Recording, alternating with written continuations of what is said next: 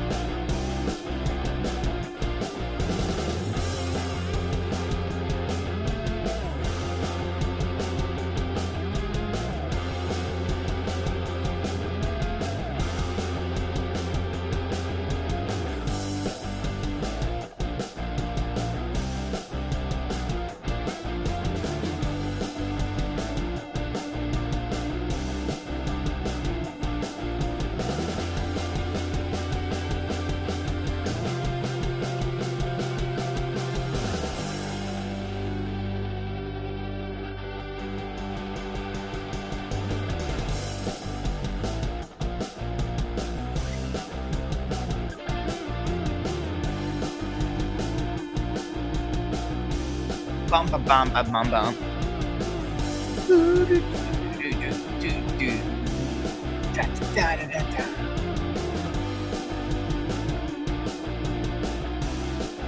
Hear that drum one more time. You ready?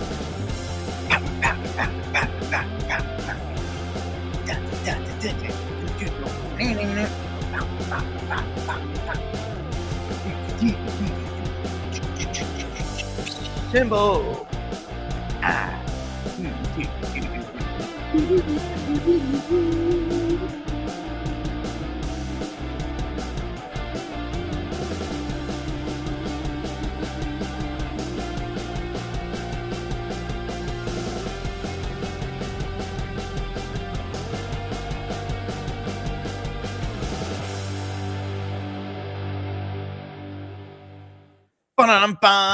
Welcome to What Are the Odds with Barnes and Baris. I'm one half, the People's Pundit, Rich Baris. Don't go anywhere. Barnes will join us shortly.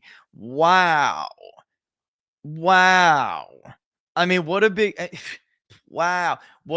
show it's going to be today. And it is. I'm looking at like 1, 2, 3, 4, 5, 6. I'm not even going to get to them all. 7, 8 video clips.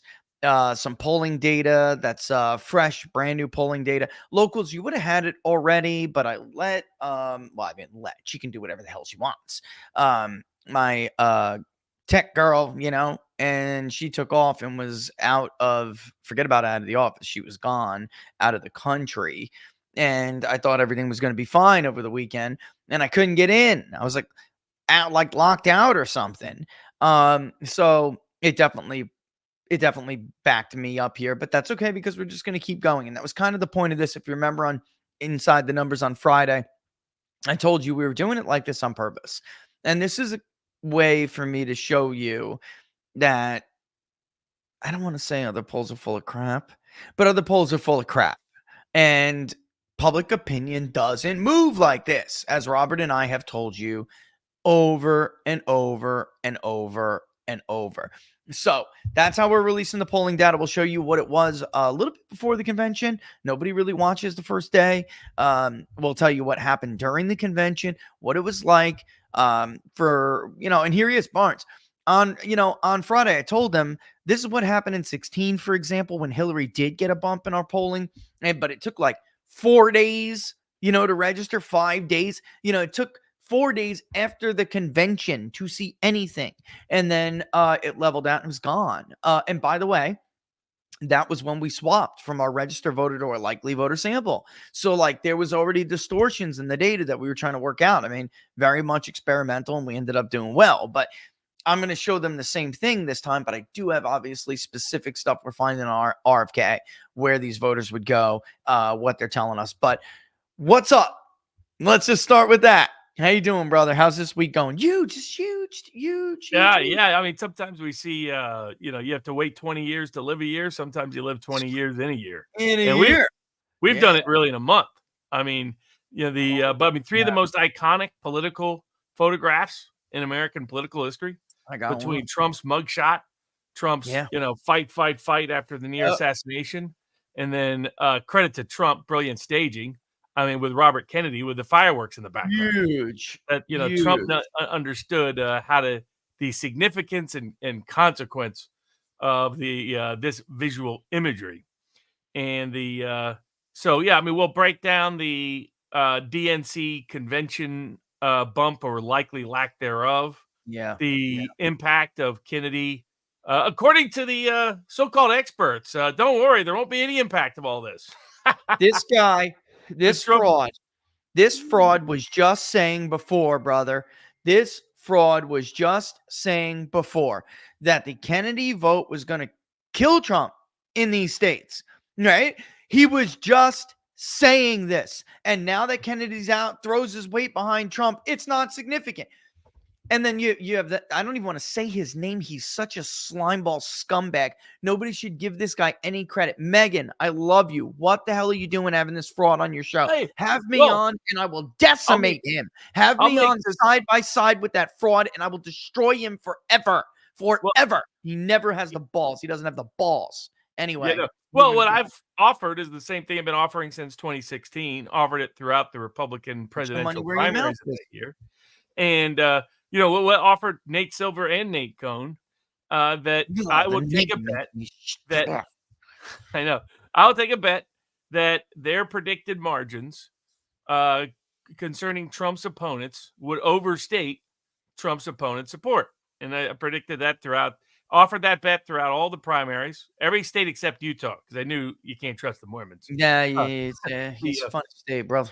Yeah. I mean, especially I've told it 2016. for a lot of people and a lot of families and a lot of different groups, like they're clients of mine.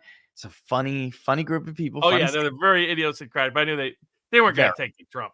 But offered that throughout 2016 primaries, then offered it in the general election. Any state, not just the national vote, not just the electoral vote, any state's margin of victory. That I said I'll take the bet that your predicted margin overstates the Democratic support in any you pick the state.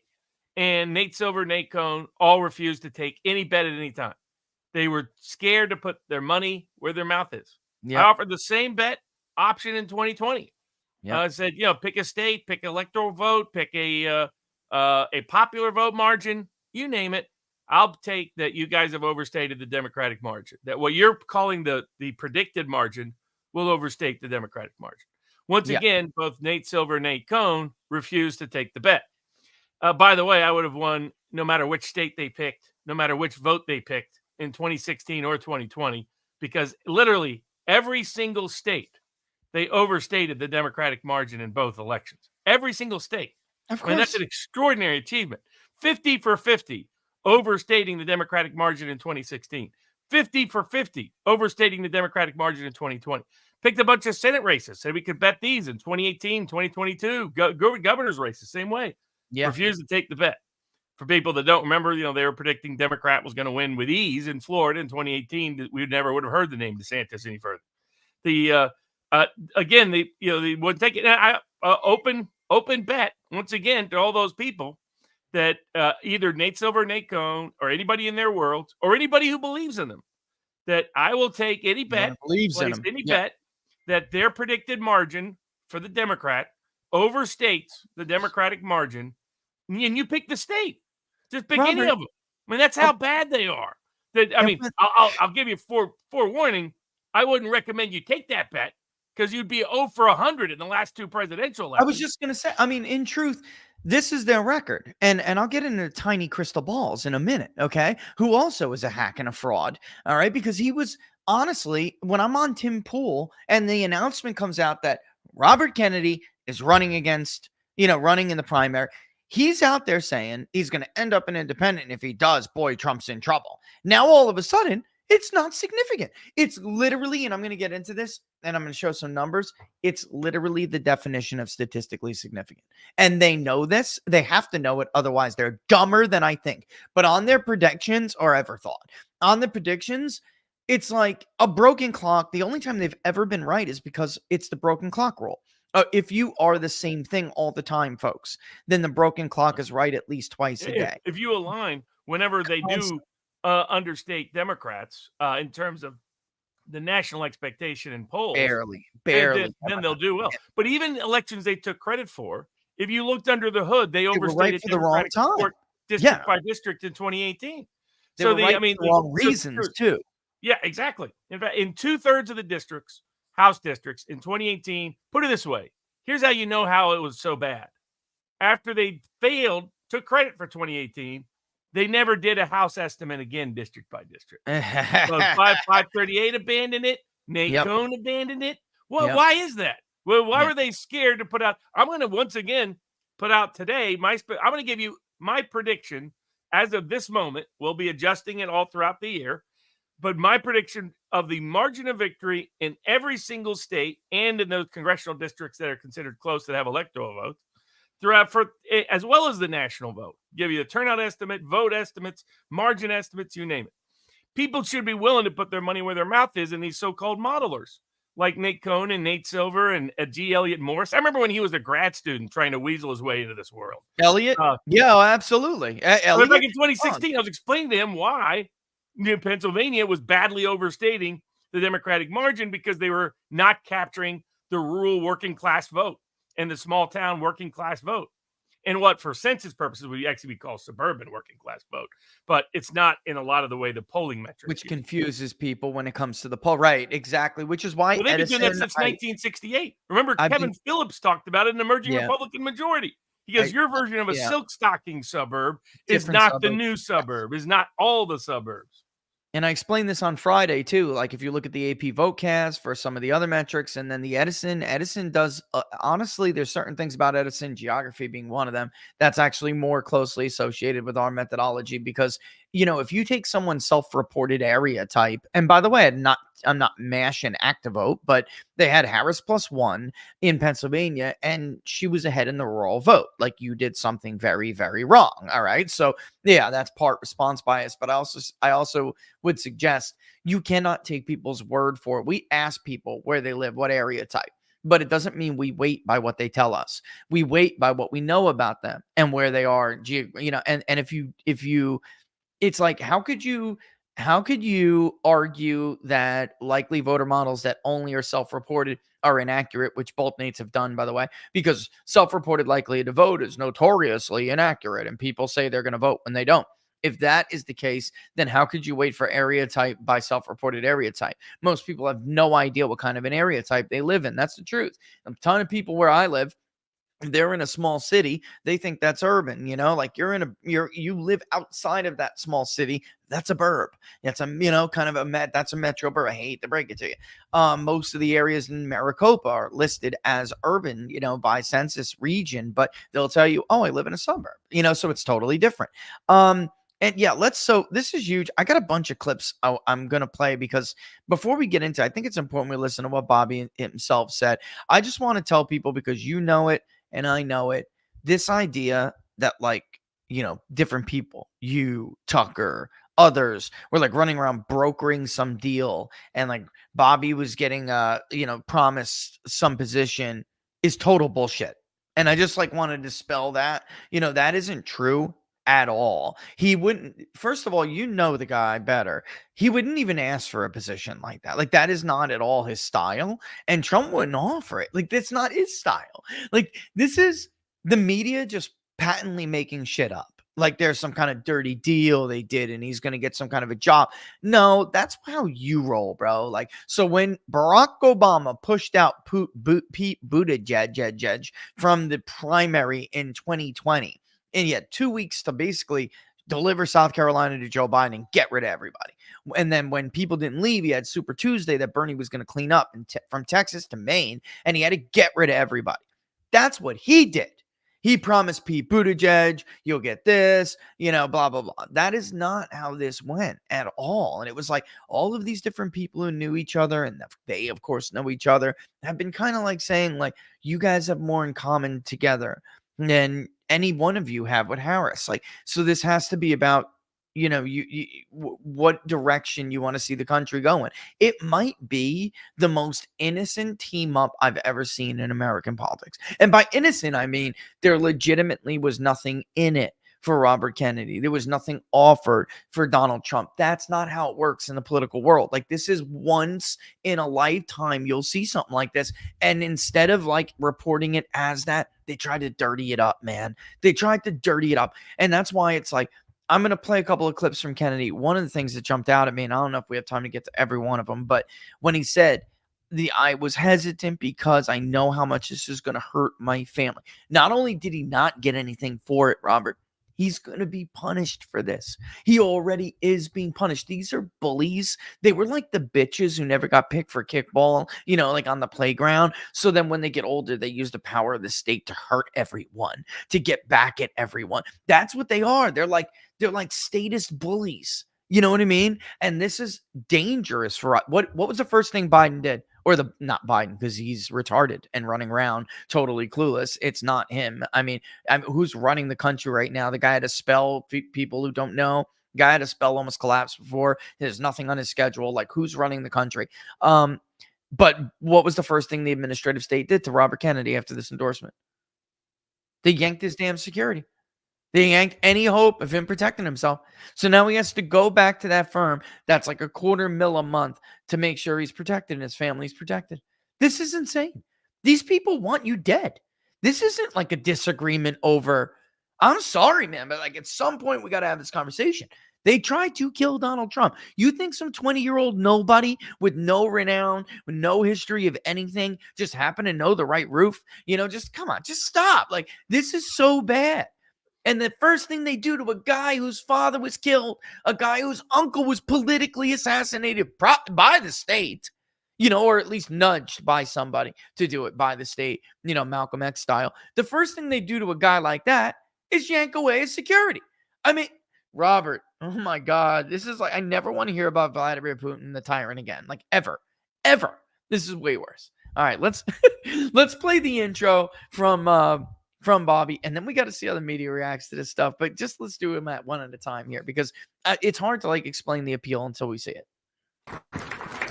I'm sorry to keep everybody waiting. 16 months ago, in April of 2023, I launched my campaign for President of the United States. I began this journey as a Democrat, the party of my father, my uncle, the party which I pledged my own allegiance to long before I was old enough to vote. I attended my first Democratic convention at the age of 6 in 1960. And back then, the Democrats were the champions of the Constitution, of civil rights. The Democrats stood against authoritarianism, against censorship, against colonialism, imperialism, and unjust wars. We were the party of labor, of the working class. The Democrats were the party of government transparency and the champion of the environment. Our party was the bulwark against big money interests and corporate power. True to its name, it was the party of democracy. As you know, I left that party in October because it had departed so dramatically from the core values that I grew up with. It had become the party of war, censorship, corruption, big pharma, big tech, big ag, and big money.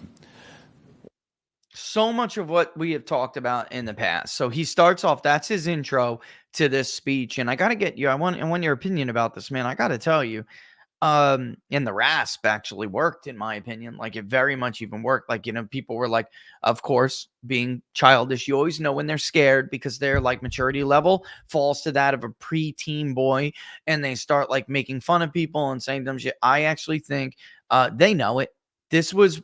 We may look back in like January And if Trump wins, which I think he is likely to do, this could be one of the most important speeches we've ever heard. Like we could grow old. I'm serious, and I don't like, hyperventilate over political speeches, Robert. I never do, never did. This one though is like as I was watching it, it really like hit me in the gut that this could be a big one. Like this could be what we're witnessing right now could be a huge moment in history. Like a huge moment in history. And maybe people won't remember every word of it, but they'll remember what it stood for. And and if these voters go the way we think they're going to go, and I'm going to show you in a second. Now it matters. Trump's got a lot of work to do there, but if they do, it could be the whole ball game. And this is like a big deal. So what are your thoughts on that? Yeah, I mean, I think it's clearly an iconic moment. I think Yeah. it will go down as one of the top, most consequential speeches of our age, of our, since we've been alive. I think of Robert Kennedy, his father talking after they found out about the assassination of Martin Luther King. He got on the stage in Indiana and gave an extraordinary presentation that people still remember to this day that have any knowledge or memory of it. I think of President John Kennedy, who gave multiple versions of that speech. The one in Berlin, the one on his inauguration, the peace speech at the University of New Hampshire that probably got him killed. It's not a surprise that he was always the closest, other than John Jr., who died some years ago, to the legacy and to the style and to the substance of his father and his uncle. All the other kids didn't. And in large part, it's because of how young they were when John and Robert Kennedy died. Robert Kennedy was 8 when his uncle was assassinated, almost 9. And then he was 14 when his father was assassinated. So right at the coming of age for somebody. And when I was studying populist years ago, what defined these great historical populist figures, there was actually a book about Jim Curley, famous populist who actually waged war with Robert Kennedy's maternal grandfather in Boston for the Irish vote. But he was Jimmy Curley, one of the few people to get elected while under indictment. Old school populist that ran afoul of the WASP elite there in Beacon Hill. It's the most common denominator of these populist leaders that were particularly more common in the last century than our century, at least in terms of politics, because of the professionalization of the political class. But they lost a key caregiver very young in life. And usually at the time of their coming of age. It was usually between the time of 8, 12, 14, 15, etc. And so the fact that Robert Kennedy Jr. lost his father at 14, lost his uncle. I mean, you can see him in the White House, and he was the one kid who had some memory of his uncle getting nominated in 1960, as he talked about. All of these things always sat with him. The unfinished job of President John Kennedy and his father, Robert Kennedy. He finished business, man.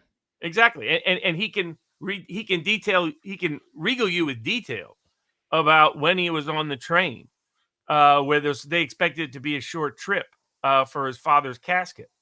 And instead, they had to stop every 5 minutes because of the number of people who lined the trail, who lined the side of the train and wanted to say goodbye in person from all walks of life. So he never forgot that. Frankly, the rest of his family doesn't remember it. They were too young, and they became part of the Democratic political machine. I'm so glad you said that. I'm so glad you brought that up. And they're just not. And I'm not going to be like personally critical of them, but that's who they are. That they're not like Robert Kennedy Sr. They're not like John Kennedy. They don't have that deep-seated independent streak.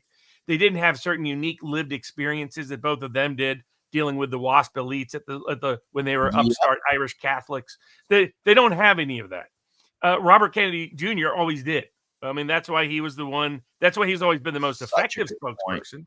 No one else has. I mean, you go back when the Democratic media wanted him to run for office, they always recognized he was the most likely to succeed because he was he had the best strategic skill, the best speaking skill, the best communication qualities. He emanates empathy in person, something you need somebody to either emanate strength or empathy, usually, to be a successful candidate. He's got that Clinton. He's got that Clinton thing. Like when you're talking to Bill Clinton makes you feel like he gives a shit about you. He does, folks. He will. It will. He was one of the best. He was great. Yeah, absolutely. Like, oh my God, I like this guy. Correct. Oh my God. He had the sort of charisma and old school oratory and quoting great poets and Latin authors that his father and uncle did. But he also had the accessibility, availability, the empathy of your best candidate. So he was always seen as the best possible candidate. But he was also the most independent, like his father, like his uncle. When his father ran for president, the entire Democratic Party opposed it in 1968. They were enraged at Robert Kennedy running for president against LBJ.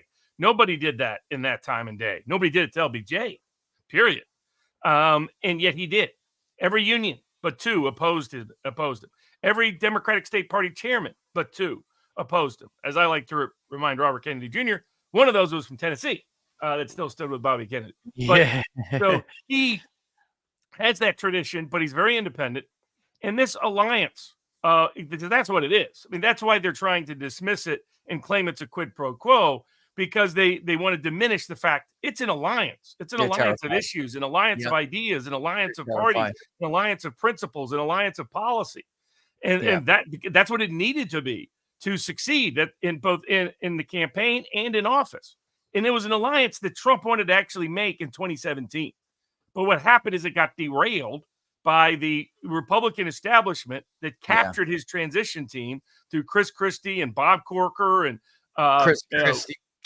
All of that crew co-opted it, captured it, derailed the effort that Trump was making then to bring in Kennedy into it, to bring in Tulsi Gabbard, who, of course, the news is. Speaking of which, Trump, I just screened. It was streaming on the bottom. She's going to publicly endorse him, publicly campaign for Trump, publicly endorse Trump. The goal and the objective has been, and that's been afoot for a year, by the way. There's those of us that have been working on this for 5 years. The goal has never been give this position of status, this position of prestige. No. Robert Kennedy could care less about any of it. It's always been Trump embrace these ideas that are important to your base too. They're important to America. They're important to your base. They can be the pitch to Trump. This can be your legacy of restoring America's farms, restoring America's public health, restoring individual autonomy, independence. It's exactly like independence in food freedom, medical freedom, financial freedom. Restore all of these, political freedom. Stop the surveillance, the surveillance and the censorship and the deep state and big tech, big pharma, big ag, big media. These are our adversaries of constitutional liberty and freedom and democracy. That wherever you find Bill Gates, that's where you find somebody trying to screw with the American dream. And so the alliance was natural and logical, but there were people that had infiltrated Trump world who, ever since the first term, and then some of these people used DeSantis' campaign to infiltrate again the 2024 Trump campaign, and they wanted him to say nothing about this, wanted him to do nothing about this. They were wanting him to actually take credit for the vaccine and run on the campaign for the vaccine. They wanted him to denounce and attack Robert Kennedy. It was not Trump's instincts to do any of those things, but he initially went along with them. And then he saw it wasn't working. He wasn't getting... The crowd would go quiet when he'd make those attacks, not cheers. And he was like, huh. And he was hearing from his own family. That's right. He was hearing from others. He's got OGs around him. Liz Harrington, Don Jr. Like I remember talking to Liz, his son back Barron Trump, by the way. But Barron is one of them. Whoa. I mean, yeah. So I mean, that's the kind of people you have there. Like Trump should return to his original impulse, his original instinct to unite and align with Kennedy on issues of public health and deep state corruption as it impacts big tech, big media, big pharma, big ag. In his first term, the establishment foisted that retarded boss hog, Sonny Perdue, on him to be the U.S. Department of Agriculture. And then he got to personally experience Sonny Perdue's political machine sabotage him in Georgia after 2020, and Trump has never forgotten that. So that but basically what it required is a lot of us that were, and credit to all the people that supported the 1776 Law Center, because one of the tipping factors in all of this was the poll that Richard did for 1776 Law Center, that as soon as we were done, got written up and submitted into large parts of Trump world through donors, through congressmen, through advocates, through people that were, because what had happened was Trump's campaign team was not polling on these topics. They weren't accurately polling Kennedy. And the goal was to show, one, Kennedy's leverage is 50 million potential votes. 30% of the country is considering voting for him. Seriously. It's like, so that means he's not a tiny player. He could be a massive player. So why not get those votes? Number two, who was voting? Who was in that 30 million? Yeah, who are these people? And what the media, what Trump campaign people were telling him was that these were just hippie boomers, that these were just old school lefties. These were Catholics who had pictures first of Kennedy. They told him, "Oh, don't worry, he's going to draw from Biden." That was their first thing, and I'm like, "Oh, God." Now, again, he had some smart people around him who immediately knew that was not going to happen. Liz immediately these was were like, votes that were natural Trump votes. Yeah, these are and Trump. The key votes. was these were working, and the goal was to show these were minorities, millennials, working class voters, and who they were. That these were the decisive vote in the Electoral College for Trump to win, and that he could lose them to Kennedy if he didn't pay attention. And then the third category was to show them what was motivating these voters. That what do they care about? It wasn't just, like the original pitch was either old Kennedy name appeal, protest vote, things like that. They all knew what was motivating the Kennedy voters. A lot of these people in Trump world didn't want to tell Trump, because it went against, there's some of these people that are in Trump world that literally lobby for companies like Pfizer. Yeah. So they had no interest at all in Trump knowing that what happened. He nailed it. And our polling data showed these voters really resonate with certain issues. And it's these issues that are attracting them to Robert Kennedy, that could take Kennedy from 4% to 30% if certain things broke a certain way. He was upwards in the 20s for a while. For a cool couple of months, he was in the 20s. That's Ross Perot level polling for a third party. And you can't just you know what it is. The country doesn't really like both candidates. And that's not what it was. No. Donald Trump had dealt with this environment before. Gary Johnson, Jill Stein, they were on the ballot when, largely him and Hillary had bad favorables. That was not the same thing going on here. And not at all. And there is some of those older. There's one group that is older that was like this. You had said it's a what was the word you just used? It's a an alliance. All right. Yeah. Let's look at this is there's a lot of people coming out of the woodwork after this endorsement that the media is just not going to give that much attention to, that are saying, you know what? Now I think I am going to go for Trump. And some of them are like textbook liberals, and hippie boomers. Hippie boomers. And here's one right now. I want to play one. This one, Robert, I thought would have went to the grave, not voting for Donald Trump and hating Donald Trump. So this is a big deal. Let's roll this.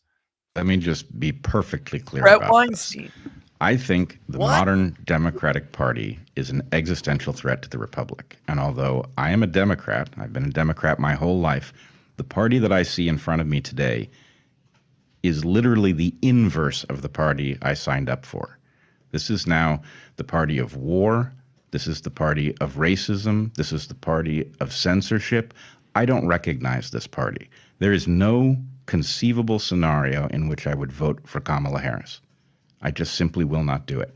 Am I open to voting for Trump? I am. I'm especially open to it if he is partnered with Bobby Kennedy, because what that tells me is that my values, which are a much closer match for Bobby's, are represented in that administration. And that's really what I want. I want a coalition to redefine American politics, because, frankly, we have a long-standing problem with corruption, which has now turned into something else with the modern Democratic Party. But we need to rethink the way we govern ourselves so that corruption is not the dominant force, and a coalition is the way we're going to do that.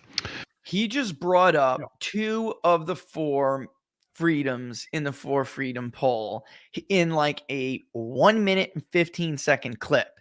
And Bobby will address this at the rally. He goes to Trump with the announcement. By the way, somebody had sent me some really cool cell phone footage of backstage, and it was like this great angle of like Bobby talking, getting ready to walk out, and you could see Trump in the corner right by the curtain, and it was cool because he like turned to him, and it was a really cool angle, and they were like, yo, look at this, it was really neat.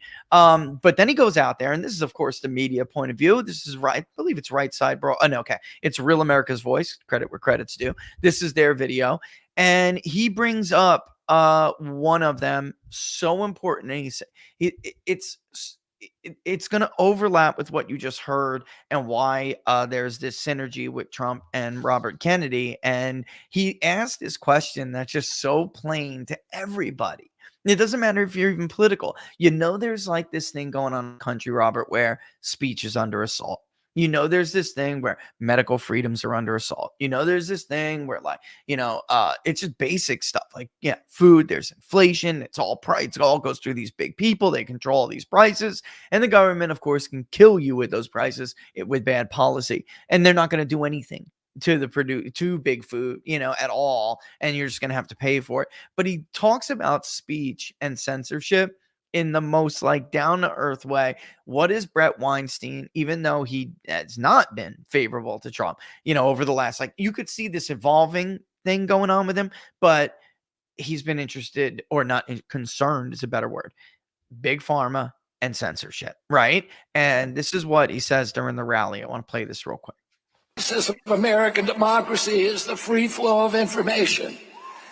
And we know that a government that can silence its opponents has license for any kind of atrocity. And can you think of any time that you can look back in history and say that the people who were censoring were the good guys? Wow. They're always the bad guys.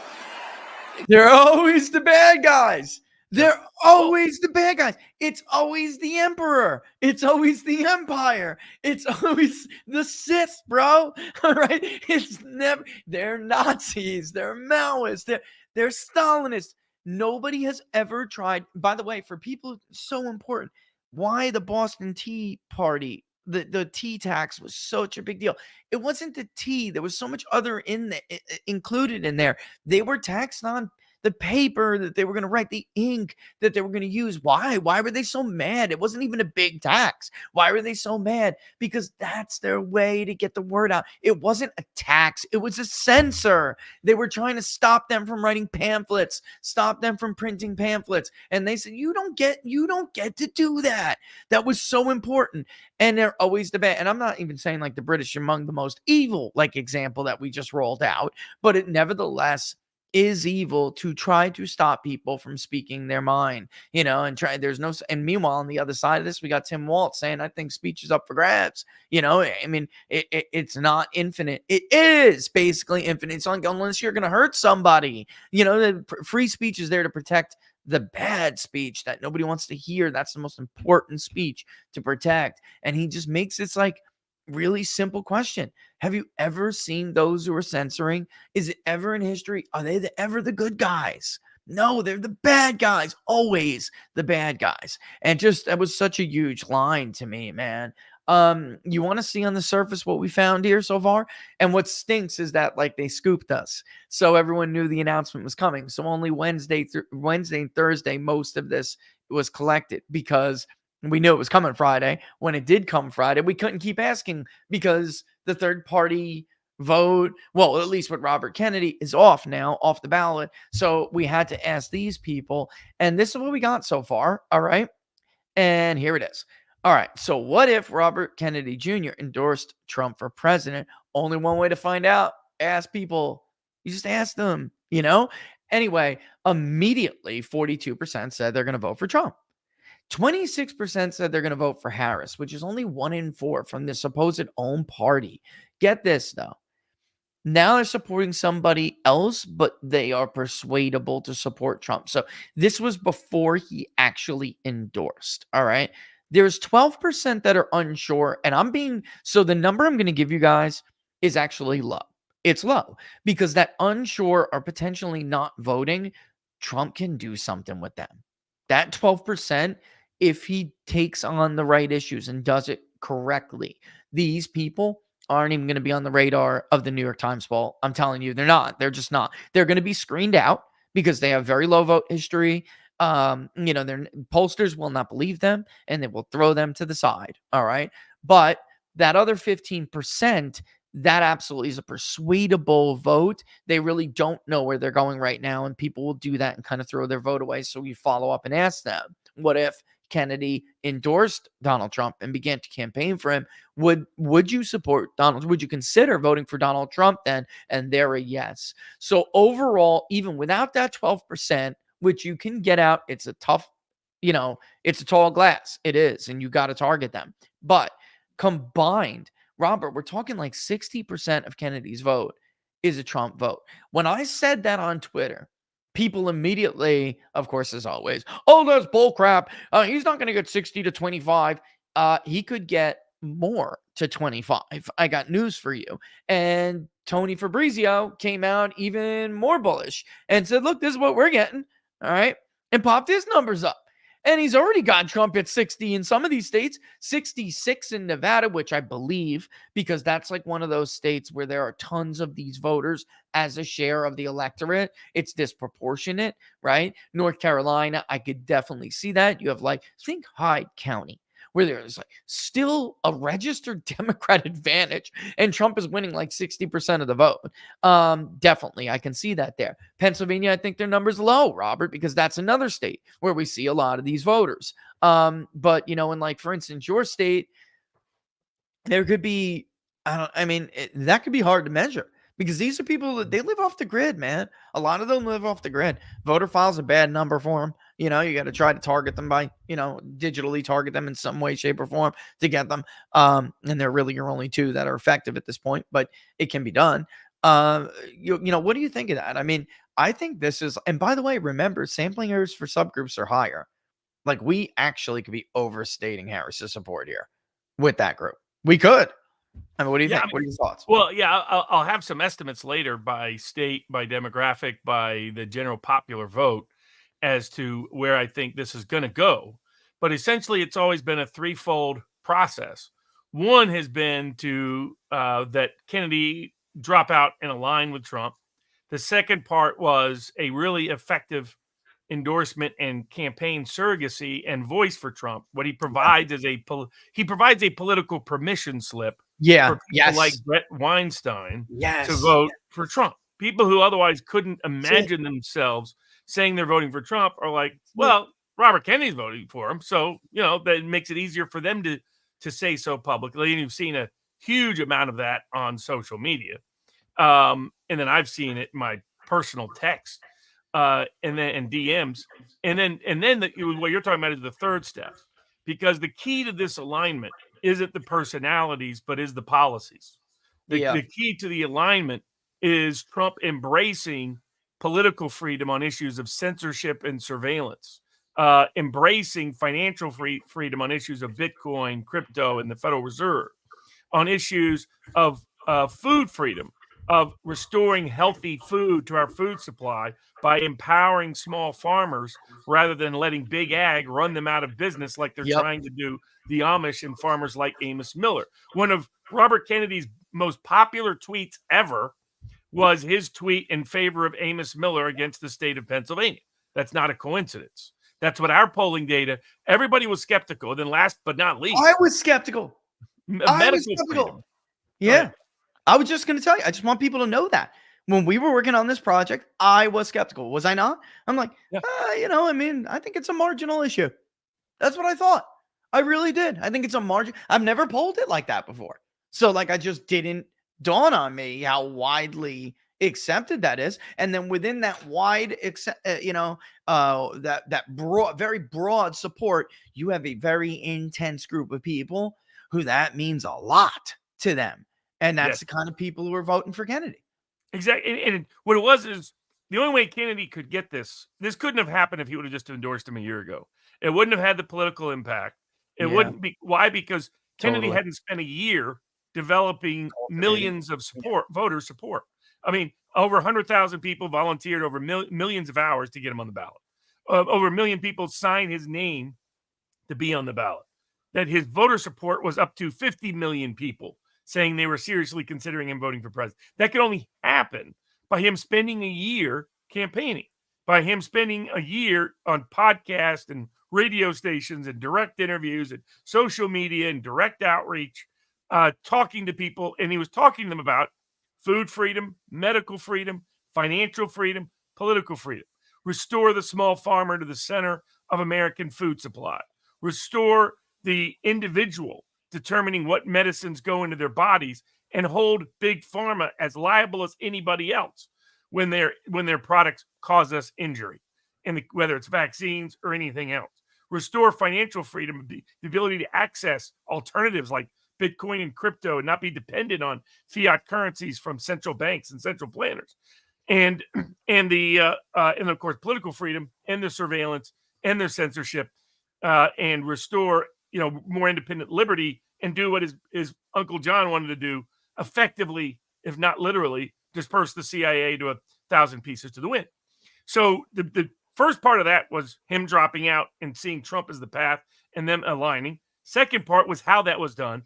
That was done brilliantly. We won't even begin to see the full impact of how that was done for a couple of weeks in the data, because it's one of those word of mouth effects. It's like movies that do much better than people expect, with longer legs in week 2, week 3, week 4. It's because of word of mouth. The word of mouth right now on Kennedy is off the charts, because a lot of people saw it who hadn't been paying attention. A lot of people saw it who had always ruled out Trump.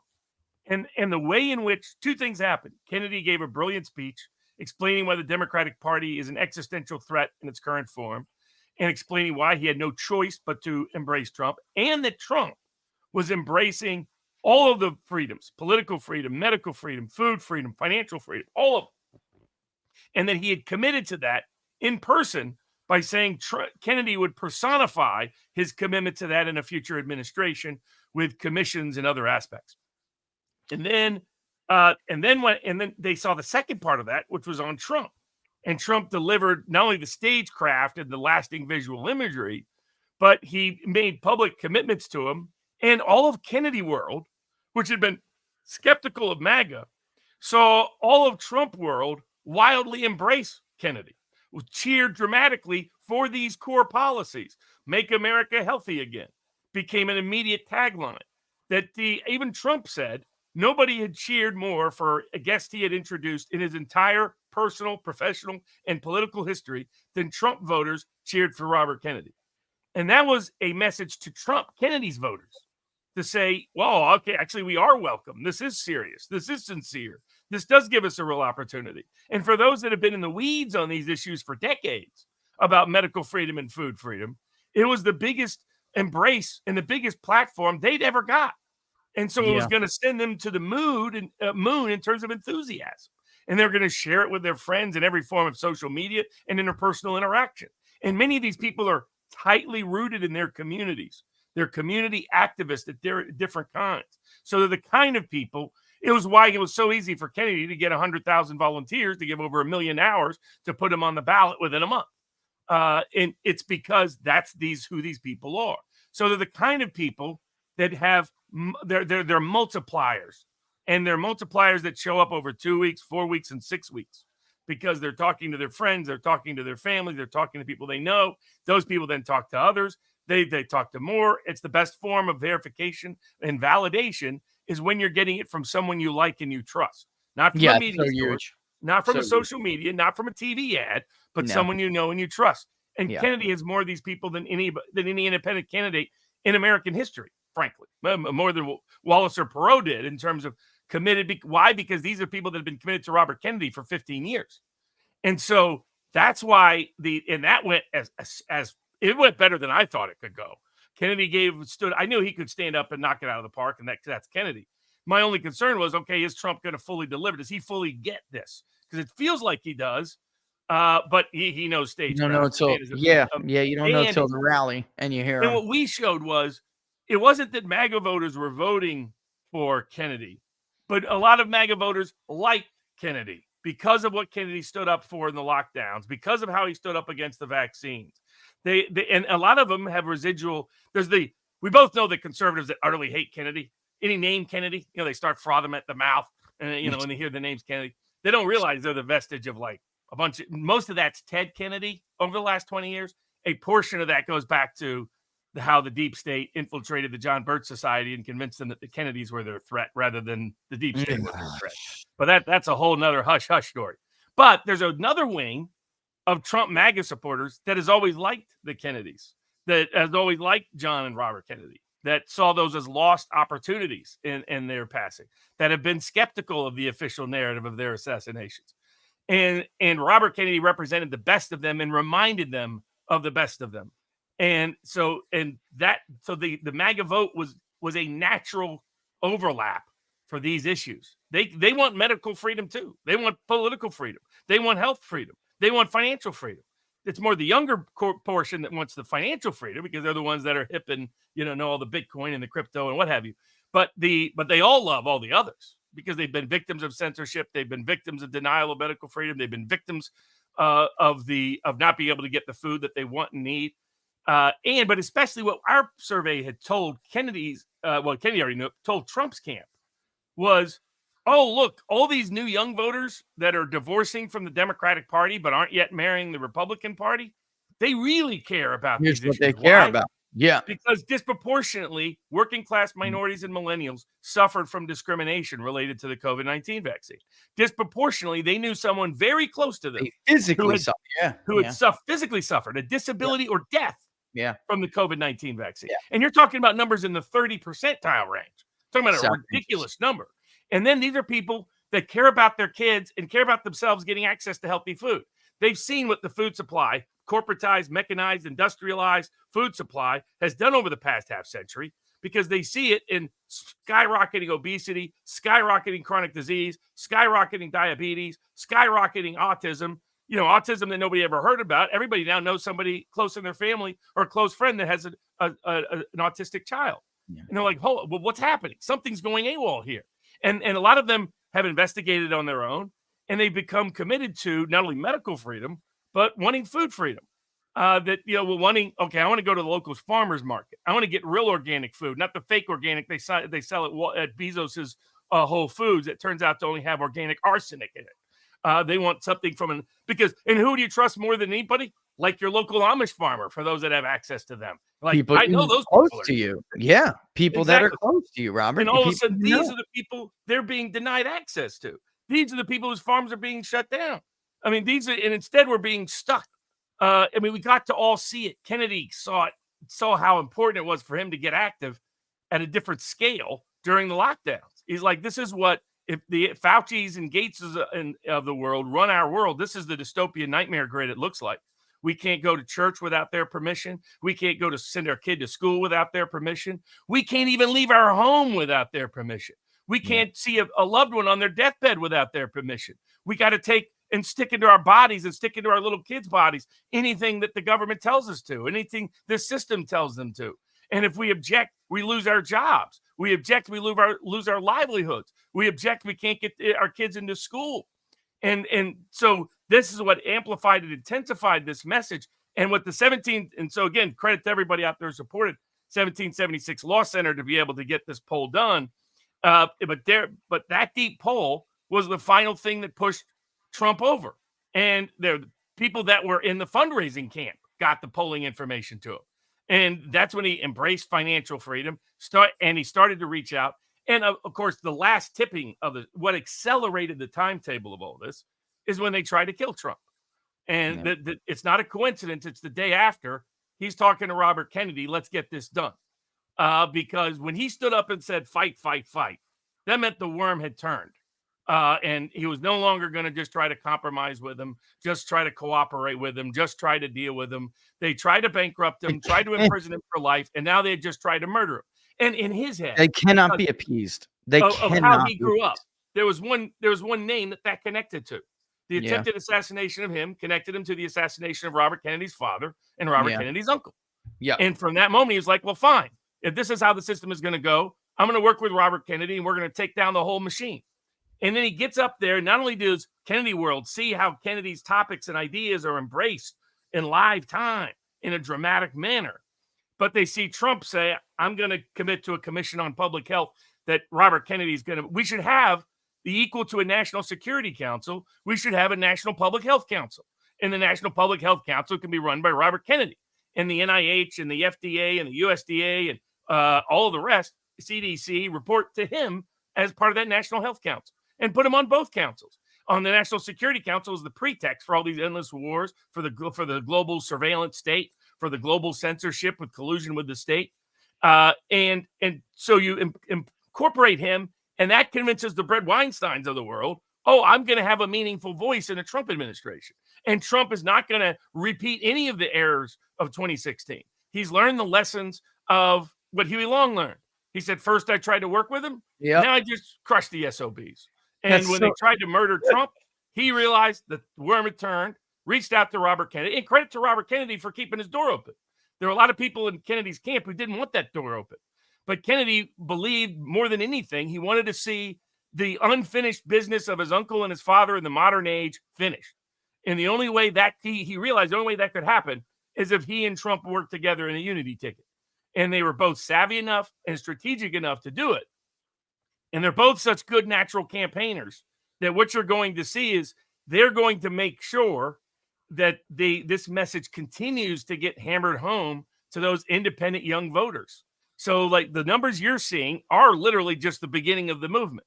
That what you're likely going to see is, I mean, the big risk was a lot of them would just drop off and not vote. I think what will happen that is the big risk. Yeah. I think of the Kennedy potential vote, you're going to see 60% of it go to Trump. You're going to see 20% of it go to Harris, and 20% of it either if West or somebody on that or drop off or just not vote. Yeah, or just not vote, and that's fine because those are the most marginal voter groups. But what this does, it solidifies Trump base. It fixes one of Trump's lingering Achilles heels, which was the early lockdown policy and the vaccine policy and not delivering on some key populist issues and trying to work with the establishment, trying to work with the sort of deep state apparatus, just trying to restrain their worst impulses, not trying to wage full out war with them. But they tried to kill him and they missed, and that was it.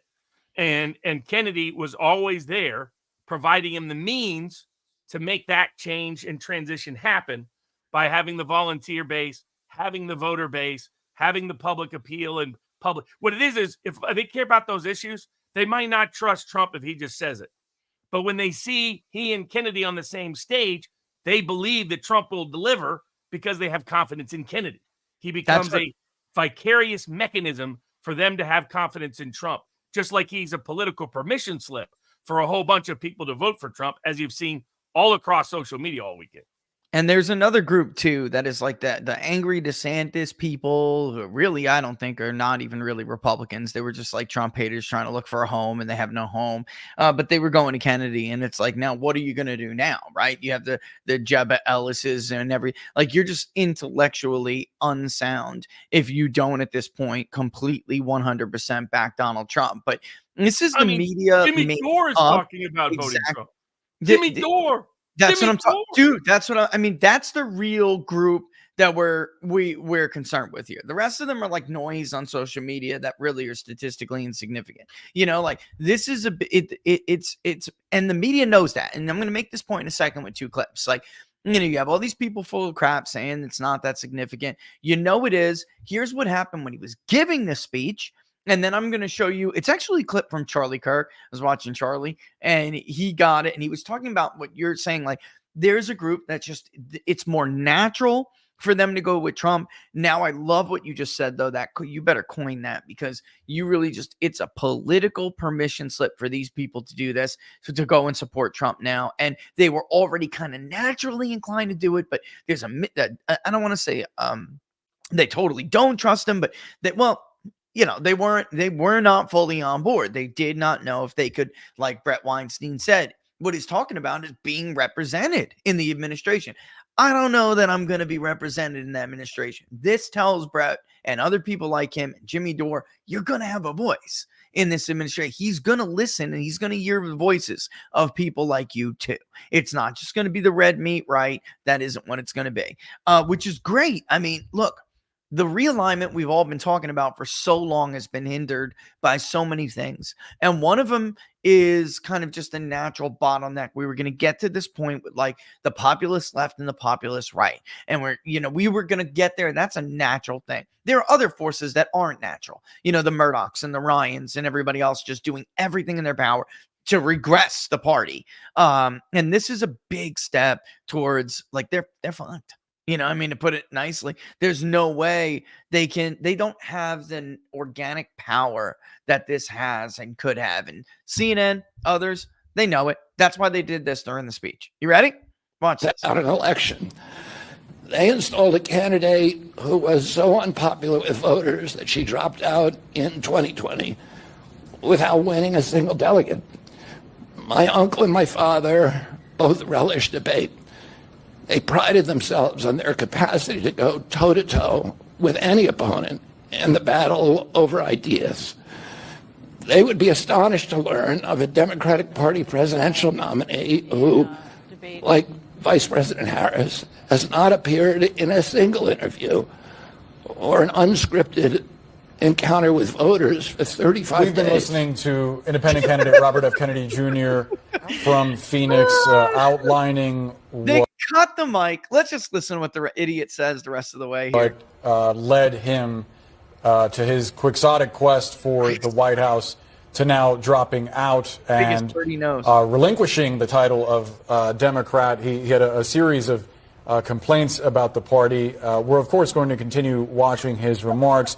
There's a back and forth over whether he's going to endorse former President Donald Trump. We're going to break that down on the other side of a quick break. Stay with CNN. I'm sorry. I choked laughing while I was drinking water because they're so stupid. Of course, they're not, though. They know what they're doing. Well, and they're like, oh, we're going to put the kibosh on this and not let the viewers see this. Go ahead, say before I roll. Because David captured in live time, Canadian Broadcasting Corporation interrupted at the exact same point, and by the way, had the exact same talking point. They had the exact same talking points. Quixotic campaign. Nobody understood why he was even running. He was, he's done. He's out there. Don Juan. He's out there. Or Don Quixote, tilting at windmills. Don Quixote. Yeah. Exactly. And that's always been their message. You got the memo. That's a Brock memo, bro. If there were people repeating that to Trump, and that was part of the 1776 Law Center poll, saying, no, there's 30% of people considering him. This is not quixotic. It may end up quixotic if he may not be able to get where he wants to go, but it's not because his message isn't popular. The message is intensely popular, and this is and this shows why Trump should embrace it. Trump was savvy enough to embrace it, and he always leaned this way. You can find him questioning vaccines 10 years ago. Yeah, he was like, why are we giving little babies vaccines as he was caught, talking to Trump? Who knows what's in this stuff? Who looks at he's like, they're giving vaccines meant for 1,000-pound horses to a 10-pound baby. He goes, this doesn't make sense. Where is the explosion for autism coming from? He's wanted to do this his whole time, and he just got pushed back from the establishment. But the establishment wanted to bankrupt him, wanted to imprison him, and then ultimately tried to kill him, like they tried to kill Robert Kennedy's father, and did, like they killed Robert Kennedy's uncle. And that was it. And now you've got the best alignment of the populist left and the populist right in American political history since 1776. I mean, if you wanted to look at political history for anything comparable or analogous, that you got to go back to 1776. And people pretending, oh, this won't have an impact. This won't really. They have to have that as the new narrative because they know it does have an impact. If it doesn't have an impact, you don't have to talk about it. That's right. Things that don't have an impact, you don't mention. You don't reference. You mention them and you reference them when you know it's going to have a tremendous impact. If you want to talk about something not having an impact, even Patrick, the other thing was the timing was beautiful. I got to give both.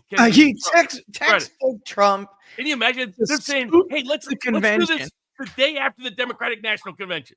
They tried to screw you. They tried to screw me. Brilliant. This will be our personal thank you to them for all the nonsense they put us both through. tried to put our lives at risk, denying Killed Robert them. Kennedy security for That's what the more ahead, than a year. Yeah, All that.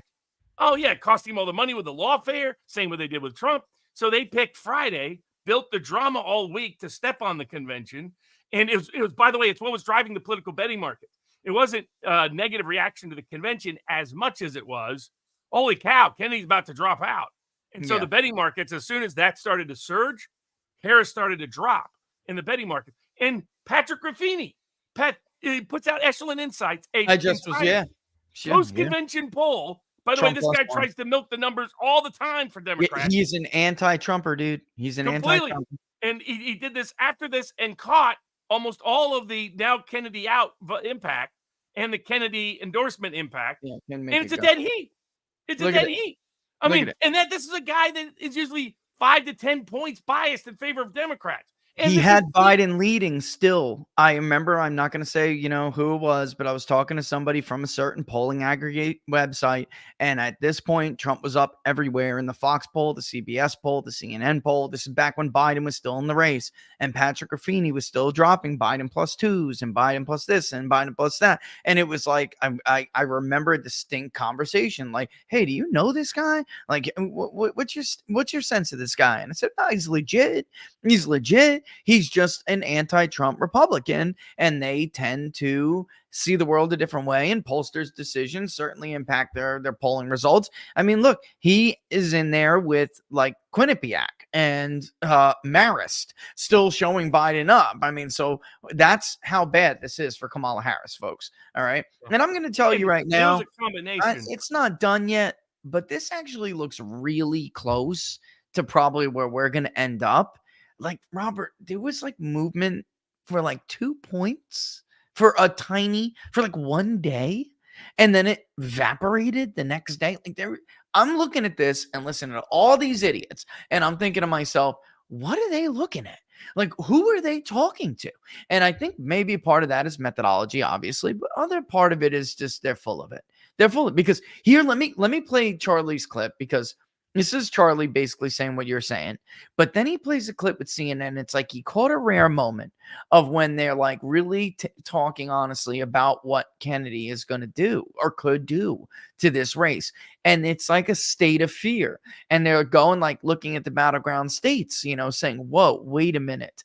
This is absolutely significant. And then they'll change real quick. But Charlie gets a nice snapshot of them being honest for once. Like, it's really not them being journalists. It's them, and they're in the middle of like a trepidation meltdown. Like, hey, oh my God, this is going to happen again to us, isn't it? That's what they're kind of doing. So let me just roll it real quick, and then we'll get back to it. An RFK voter, you're not going to go vote for Kamala Harris, who's telling you about more war, more censorship, more power for the government, and no border. It's a more natural fit. It is an easier evolution. It's an easier transfer to go from RFK to Trump than RFK to Harris. And the Democrats know it. Play CNN, play cut 16. Here we go.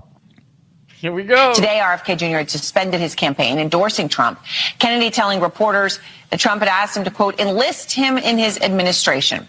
Now, the latest swing state polls show Kennedy with 5 or 6. Which is bullshit. Again, that is bullshit. That CNN throwing fake news on top of it because they just have to. They can't help themselves. All right. % of the vote. And so when you think about it overall, you may say, well, that's not a big deal. Actually, if that is the case in swing states, it is huge. It is everything. It is more than the margin between Harris and Trump in some of those same states. We could go, Robert, state to state on Real Clear Politics and go between the 5 or 6 ways and then compare the head-to-heads. The last, just to give people, where are you? I had it up a second ago. Let me look at the last poll that we did before Biden dropped out. This is the first poll we did after Biden dropped out. And then I want to come back, by the way, to Kennedy. This idea, like the synergy has always been there, and it has, because he defined MAGA better than most people who claim to be MAGA. And we have got to read that post, all right? Because nailed it. I mean, when you talk to a MAGA voter, That's what they're saying. They're not saying, oh, I want the country to stay white. Many of them aren't even white anymore. MAGA keeps getting more and more non-white as time goes on. It's not, I'm xenophobic. I want to go back to the days of the coat hanger, all these grotesque, phrases Democrats use. None of that, man. Kennedy nailed exactly what, but I'll leave that. Here's what we saw with Harris in the mix when you had all scenarios asked. Harris v. Trump, and Trump had a 1.2 lead. All right. With leaners, it was the same 1.2. That's straight head to head, no asking generic someone else or anything. When you added a generic other, which is nobody, okay, Trump's lead stayed at 1.2. With leaners, it did tick down to 1, but we're talking about, it's the beginning of something, but it stayed 1 point rounded. It stays 1 point rounded when you have RFK in there, but you can very clearly see that some of that vote would rather have voted for RFK. And then with the leaners and you push them a little bit, you can see a little bit. I mean, just chiseling. And then when you put Oliver and Stein and West in the mix, it actually stayed roughly the same, or did stay the same.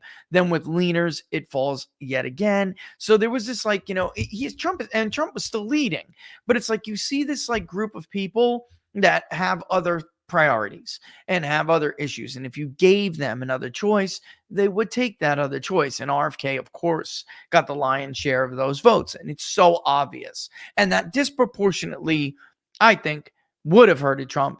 It would have hurt Trump in certain states. It would have helped him in Minnesota. This is really bad for them in Minnesota because it would have helped Trump where there were some Democrats that were still Democrats, like Brett Weinstein Democrats, right? And they were going to vote for RFK. If it's a Biden, because Weinstein did support Biden, by the way, first time around. If it was a Biden choice, they'll go for Biden. They were kind of thinking maybe Harris is this good alternative, and she started doing a little bit better with them. But as usual, things returned to their mean. Without him in the race, they don't really have another choice but Trump. And now he just told them he's endorsing. So if there's a collapse for Harris, as there was for Clinton, and as, by the way, there was for Biden toward the end there, if there's a collapse, and by the way, the polls they never had that lead, guys. I hate to tell everybody. But if there's that collapse that goes on, like we saw in a 2016 situation, Robert, and these polls in Minnesota are going to be wrong. Now, I'm not saying Trump's going to carry it. Maybe he will. Maybe there'll be some huge blowout, and he does. I think it is a tall order with that. He was going to do it against Biden. He was going to, but it was a tall order. But if there's this huge, and typically that's the way, and Robert's going to give his predictions in a bit, folks, but the Electoral College usually does not split the way people are trying to. They're trying to thread the needle. She's going to carry Michigan, but he could carry Wisconsin. Pennsylvania is a toss up. It's maybe leaning a little to Trump. That's not how this works. All right. They all go. And then, one may be closer than the other, with the exception of the caucus in 88. But Minnesota is the one that's real tough. Even if the other three go, it's still tough. But that could happen. I mean, so they know it on CNN. We could go through the list like I just did. That's a national. We could go state to state to state on RCP right now. But just take my word for it when I tell you his support is larger than any of their leads, whether it's Trump leading in PA or her leading in Michigan. His support is larger than that lead. And if he's going to get the lion's share of that vote, that is the margin. It's over. 40,000 votes in Arizona alone. 40,000. If you just look at the numbers and you model it like 2020, ballpark 2020, Oh, exactly. It's the ball game, Robert. It's the ball game. Well, the other thing to think about with all of this is what we surveyed with the 1776 Law Center poll was to show it wasn't just about who Kennedy was, people who were voting currently for Kennedy, but who was seriously considering Kennedy. Yeah. What's extraordinary was, though there's a reason the media wasn't doing that poll, but the Trump campaign people weren't testing this. And that was always the relevant metric. Was who might vote for Kennedy, and then who are these people that might vote for Kennedy and why? And once you understood that, you could understand for Trump how if he could create a Trump-Kennedy alignment on the issues that mattered most to those Kennedy voters that were considering Kennedy, that it basically is set and match for 2024. I mean, I'll get to the predictions here in a little bit. But what he also did is, by the timing of it, utterly erased any bump she was going to get. In other words, the 5, 6, 8-point bump started stepping on it early. There's a reason why Shanahan came out. That wasn't an accident, right? That Shanahan leaks the idea that Kennedy may drop on the first day of the Democratic convention, right? So they skewer and they make that dominate the subtopics throughout the week, so that instead of having just Harris praise all week, you got Harris, will Robert Kennedy drop out and endorse Donald Trump? And then, of course, to have it go off so well on Friday to where it dominated. I mean, you can just go to social media and see the level of excitement over how the Kennedy-Trump endorsement went down. His Kennedy speech, he's showing up at the rally, what he said, what Trump said. You know, Trump said, I'm going to form an assassinations committee. And it's interesting, the third assassination he referenced, number 1, President Kennedy. Number 2, Robert Kennedy, your father. And number 3, the attempted assassination of me. That I'm going to put, and it's not a coincidence Trump is putting those 3 in the same bucket. And he says, you, Robert, are going to be in charge of it and to declassify all these information and records, right? The deep state's greatest crime is going to be under investigation by the person who's been exposing them on this for a decade. Yeah. So that's Trump. What a nightmare for them. What a completely. nightmare. It's Trump sending a loud signal. God, it is a shot across the bow, bro. Oh, completely. And if you do a big study, big survey, but it went so well. If go back and look at social media, the night of Kamala Harris's speech, or Obama's speech, or Oprah's speech, or Biden's speech, the other things are supposed to be highlights, or Clinton's speech, and watch social media activity, and then contrast it with, particularly use X, and you can call the Democratic feeds because it has fewer bots than some of the other places do, and then contrast it to the reaction of Trump and Kennedy World of Friday. And because I this is one of those things I track. I have like a separate Twitter account that's a Democratic account, so I can track what's happening, what creates activity, what creates intensity. There used to be the Wall Street Journal, blue feed, red feed, so forth. But I also did it to see if I was located in different places. I got different messages. Democrats are still better at micro targeting, by the way. Just a little caveat there. But absolutely, they are. My Democratic account in Vegas, or what appears to be a Democratic account to external places, gets all kinds of messages that I don't get the equal from on the Republican side. But if you go back and contrast, the level of intensity and excitement and enthusiasm over Trump Kennedy is about 5x what it was for any day of the Democratic National Convention on the Democratic side. I mean, so you're like, wow, enthusiasm, intensity, all the other. So that's half the reason the Democratic convention is not going to give Kamala Harris a boost. And I think normally, like we talked about, she should be up double digits when all this is said and done. You know, once you get a couple of days in post-convention, you just start to see little peaks, and then it should culminate about 5 days out. But they never even got the little peaks. And that's part of the problem. And I think Kennedy reversed everything so much from an enthusiasm perspective. They're going to have to go out of their way to get response bias. It's not going to naturally happen because you're going to have a bunch of people excited to answer on behalf of Trump now. And that's not supposed to happen peak convention. And you already see it in the Echelon Insights poll. That's all post-convention that has a Trump bounce, right? That was, you're not supposed to get a Trump bounce. That was Harris plus 3 or 4, that poll. Completely. 2 weeks ago. It was leaning 5-6. Yeah, that's what I expected. That poll was supposed to come out today, and it was supposed to be Harris plus 11. That's what that poll was supposed to be, with the median there. Instead, they're taking the fake poll from last week that did the push polling, and they're pretending it's a new poll at the Hill. Can you imagine? They're like, regurgitate the push poll. The push poll that actually showed Trump leading. I cannot believe what Fairleigh Dickinson did. That's a disgrace. Where Real Clear Politics should. That should be, you can't do a push poll and put it out as a headline as a majority poll. You can't. I mean, Tom Bevins, Sean Trendy, you can't have push polls included as legitimate polls anymore. Fairleigh Dickinson discredited itself with that poll. Completely discredited itself. For people who don't know, oh man, that clip of me is 17 minutes. And then, so I got clipped from flipping out. And then I had a family member send it like this, because I got picked up by left-wing rag as usual. Every time Gorka too and I like talk and we have like some kind of a session or somebody like that's in Trump's administration, anything but Navarro, I'll get clipped and put in there. This time I just got it myself, which is cool. And I flipped out. I am not gonna lie.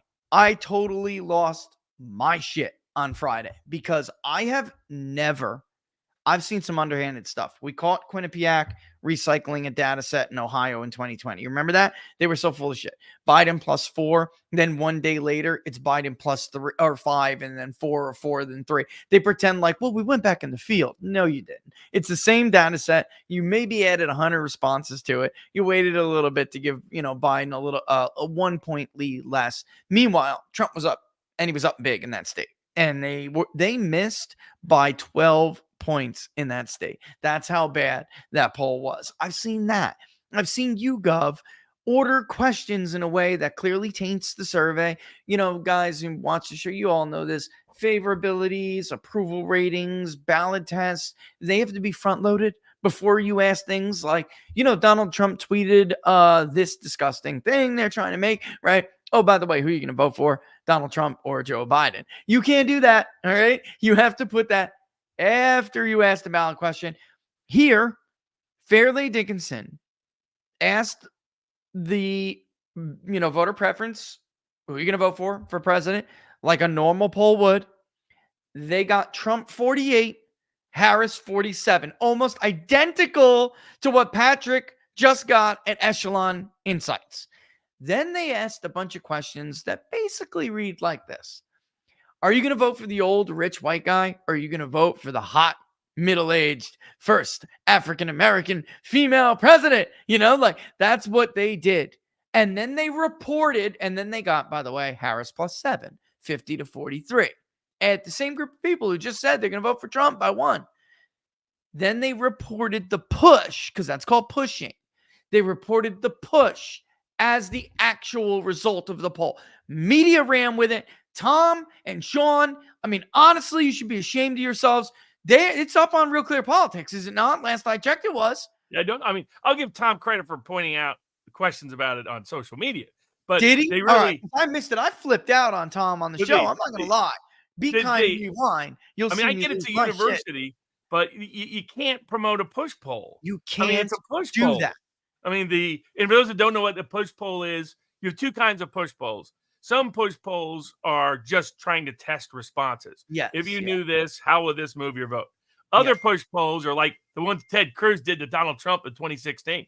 Did you know Donald Trump opposes our flag? Did you know that? No. How do you vote? It's not even a poll. It's just a phone call pretending to be a poll to motivate the voter to go against Trump. That kind of thing. A poll, dude. Yeah, exactly. And so but the fact they're having to regurgitate that and pretend it is something that it never was by a pollster that's never been reliable anyway, shows you how bad the data is. That the Democratic convention that was supposed to be a massive boost wasn't, half because of the Kennedy-Trump coup of the weekend in terms of news, which he's following up with Tulsi today. It's not a coincidence he's doing Tulsi today. He's trying to clip. I want to play that, by the way. Any momentum from in the Democratic convention, and Trump's doing it very, very well. The much better. They did next to nothing in 2016. So Trump's handled this masterfully. That's and right. And then the second aspect. Now, I'm not going to go through what they should have done at the convention because they still could do this during the campaign. So no reason to give the Democrats free advice. Screw that, but bro. I was thinking that they could combine some things that could actually be an effective pitch. And they didn't do any of it. Biden, they put on late, and he just tried to defend himself, really. Obama was smug Obama. That's not the best version of Obama. And same with Michelle Obama. She was lecturing Obama. She was angry. She was an angry black woman. Angry black woman lecturing, dude. Yeah. And lecturing people about unearned money, unearned wealth. I'm like, hold on a second. You're the personification of undeserved wealth. Haven't worked a day in your life, and you're lecturing us? Yeah, you got 3 houses on 3 islands. Back come to on. Martha's Vineyard. Okay. Yeah, exactly. Between Hawaii and DC. But that didn't really resonate. Oprah's shtick has been too old for a while. And I think that was the worst convention speech I think I've ever seen. You could say McGovern's was worse. It was actually shorter, but that was because it was on at 3 a.m. in 1972. Their convention was such a disaster, nobody saw him speak. And then he had to kick off his electric shock therapy vice president 2 weeks later. It's like, I'm going to stand by him. Well, hold on a second. And, That was even worse than nominating him in the first place. But I think that was worse. Now I'll give her credit. I kept wondering, is she going to talk about Canada? You going to talk about Jamaica? Nope. Canada doesn't exist. Jamaica doesn't really exist. Ukraine is a country, and there's another country, it's called Russia, and it's a bigger country. I mean, this is she didn't pull one of those, so I'll give her that. But Not a single policy. Not a single some thing. Democratic policy proposals, they might be bad policies, but they're politically popular. She didn't push a single one. No, not a single one. The joy thing is a ripoff of Hillary. It's a ripoff of actually love. it's a Nazi ripoff. Joy through strength. Joy through strength. Yeah. Through strength. It's a ripoff of love Trump's hate from Hillary Clinton. It's the same thing, different words. What are we going to remember from her speech 2 weeks from now? Least of all, 2 years from now. I still remember Mario Cuomo sitting on a shining hill. I still remember Jesse Jackson, keep hope alive. I still remember Ted Kennedy, let's continue to defend the defenseless, and our voice is not yet done. I remember these legendary Democratic speeches. Donald Trump, even too, in 2016, I hear your voice. Make America great again, make America safe again, etc. Yeah. I don't remember any. Hillary's was okay. Barack Obama. Biden's there was are no okay. blue states. There are no red states. Remember? There are only the United States. That was a speech. That was a speech. This was just, it was like 37-minute infomercial that told me nothing. They really didn't tell me much about her. Really didn't tell me much about policy. Imagine being the district attorney, the attorney general, the senator, and the vice president, and not being able to point to a single substantive achievement. It's an extraordinary lack of a CV. Well, but make some up. But you always want an individual story, not some, we made banks pay. You want an individual story. This happened, and then this happened, and then I took them on, and then this happened. There was none of that. It was just a disaster. Because the people running politics are idiots on the Democratic side. Let me ask you something, because she doesn't have any major achievements except for co-sponsoring a bill that would have stripped people of their private health insurance.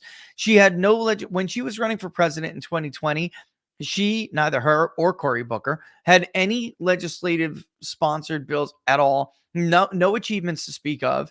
And her and Booker put this bill together, the anti-lynching bill. There wasn't a lynching in the United States since 1981 with Michael Donald in Alabama, in which case, by the way, the KKK was prosecuted. One died of a heart attack in court. The other one was fried in the electric chair for what they did. And so it's like justice was served, brother. All right.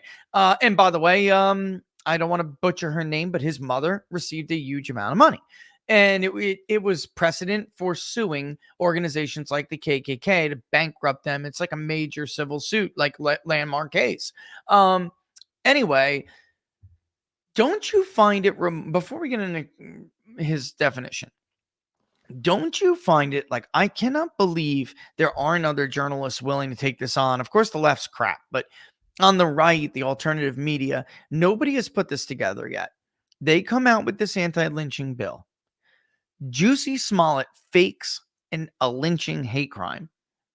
She is loaded for bear with tweets seconds within of, this liberal rag reports it because it does not appear in mainstream media first. It appears in a liberal rag and then later makes its way to mainstream. But before it makes its way to mainstream, she is loaded with the tweets pushing that as a reason for the need for her lynching bill. Okay. Then we find out she's known Jesse Smollett for a long time. They're friends. Maxine Waters is known. They're friends. All right. Apparently even Michelle Obama and friends of Michelle Obama know who this guy is. You're telling me, bro, it doesn't take fucking Matlock to put two and two together here. Juicy Smollett, she had put this thing together so she could get media attention behind lynching, that gave her a political boost to get that bill, So, and by the way, Tim Scott jumped on it, which just drove me nuts. Like, I'm literally sending messages like, dude, this is fake. This is intentional. I understand you coming from a place. I'm a white dude, but I'm telling you, this is bullshit. There's no way it is coincidental. Guys, again, there was no lynching in decades in the United States. And by the way, before Michael Donald, the last lynching happened in Michigan almost a full decade before. And it was a white guy who was lynched, a Polish Jew, by black guys who were, quote, looking for a white dude to lynch. Okay? So, like, none of this was necessary. None of this was even an issue. And all of a sudden, when she puts it, you know how long it takes folks to ad hoc put a bill together? All of a sudden, she's got this bill ready to go after Jussie Smollett fakes being lynched in downtown Chicago in the middle of the night when it's like 20 below zero. I mean, nothing about this was ever legitimate. I'm just going to say it, man. I'm going to say it out loud. Like I said, she had her friend do this. And then and the sad part about this, who did they use? They used two black brothers who were aspiring actors who he exploited. Two Nigerian brothers who he exploited to help him fake this hate crime. They don't give a damn about black people. They don't give a damn about immigrants. They took two suckers who believed in a dream, who had a dream. They used the shit out of them all for this. And then he walks because of course he didn't walk fully, but of course he wasn't going to get any real time, Robert, because if he did, he may go into that interview room with Detective Schmo and spill it. You know what I'm saying? Spill it. So they had that crooked ass prosecutor. Her ass is disgrace to the, to as an officer of the court, she's a disgrace. They have her go easy, try to bury it. Then a special prosecutor comes along. They got to bring in the Obamas to twist arms. Come on, dude. This is so clearly a scam.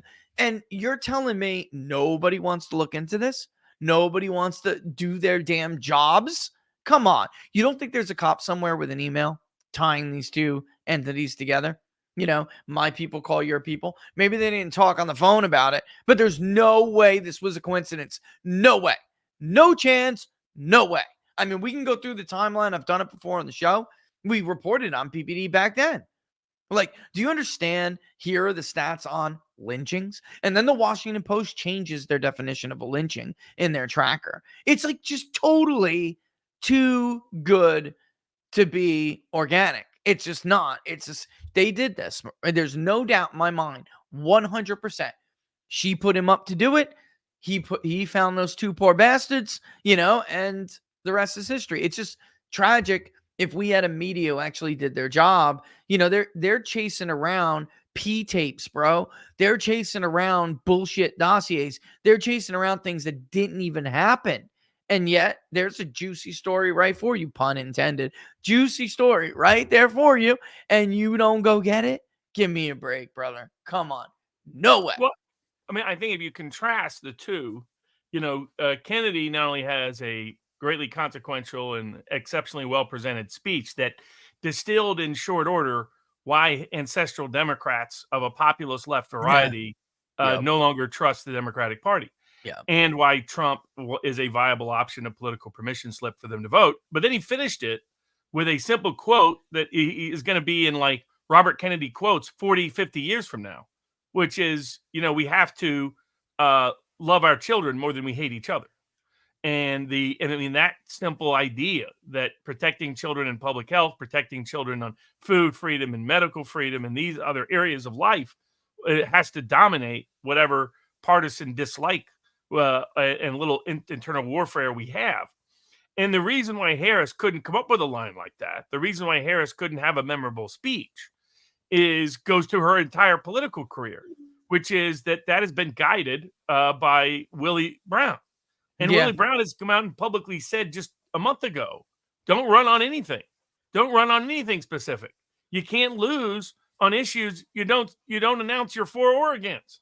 Because now that works in a place like California, in a place like the Bay Area, where you talk in generic and they just trust you because you have the right party. Yeah. The right party, the right identity. They can trust you vicariously. You have a lot of rhetoric that sounds like an Oprah book club get together. That works in running in California. It doesn't work when for young working class, minority, millennial, Zoomer, skeptical, Midwestern skeptical voter groups that we've been highlighting here now for weeks. They're saying, just because of her identity, I'm not voting for her.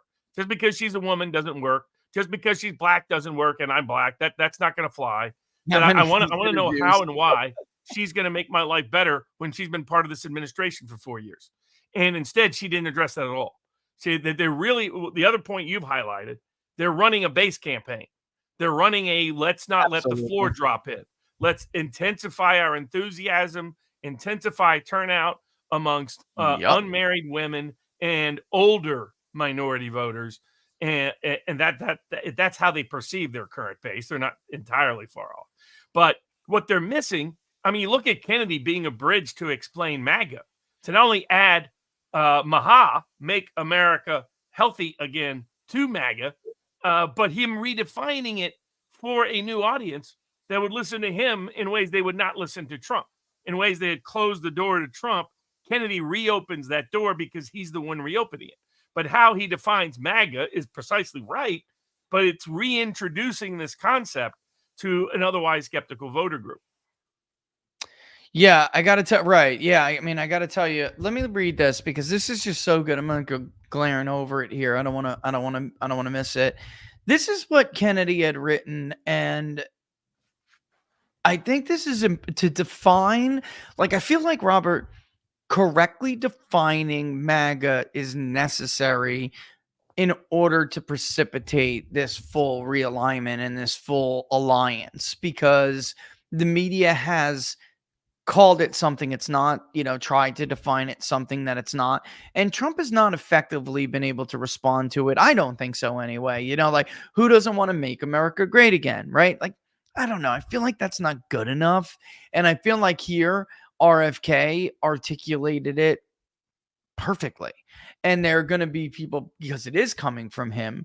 You could see the responses, some of the MAGA people clearly get it. They're like, yep, that's basically it. Simple, make America great again. But it is simple to you. And I want Trump supporters to understand that it's simple to you because you get it and you sum it all up into MAGA.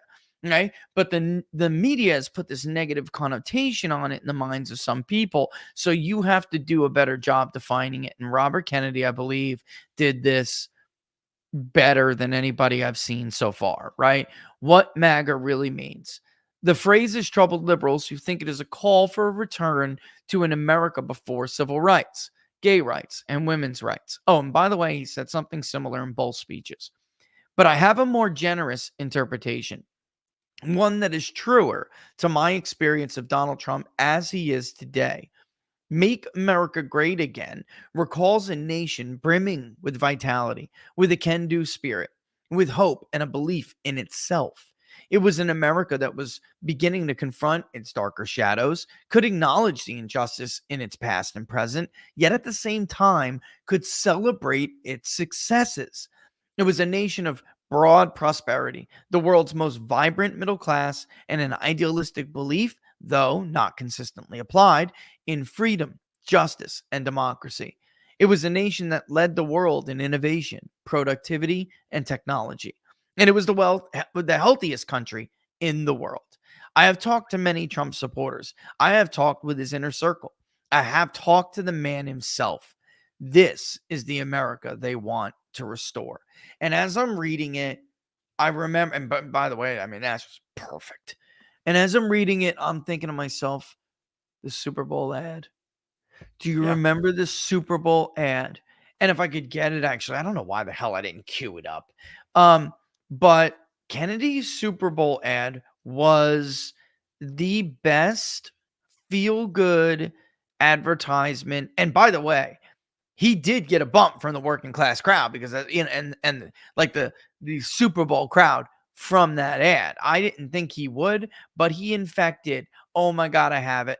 30 seconds because the Super Bowl is super, super, super, expensive. So it was a 30-second ad. Let's roll this, bro. I want to show this because this is like perfect. I mean, this is exactly what he's conveying there about MAGA.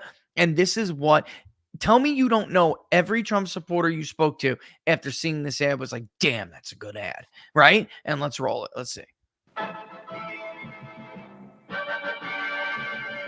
Kennedy.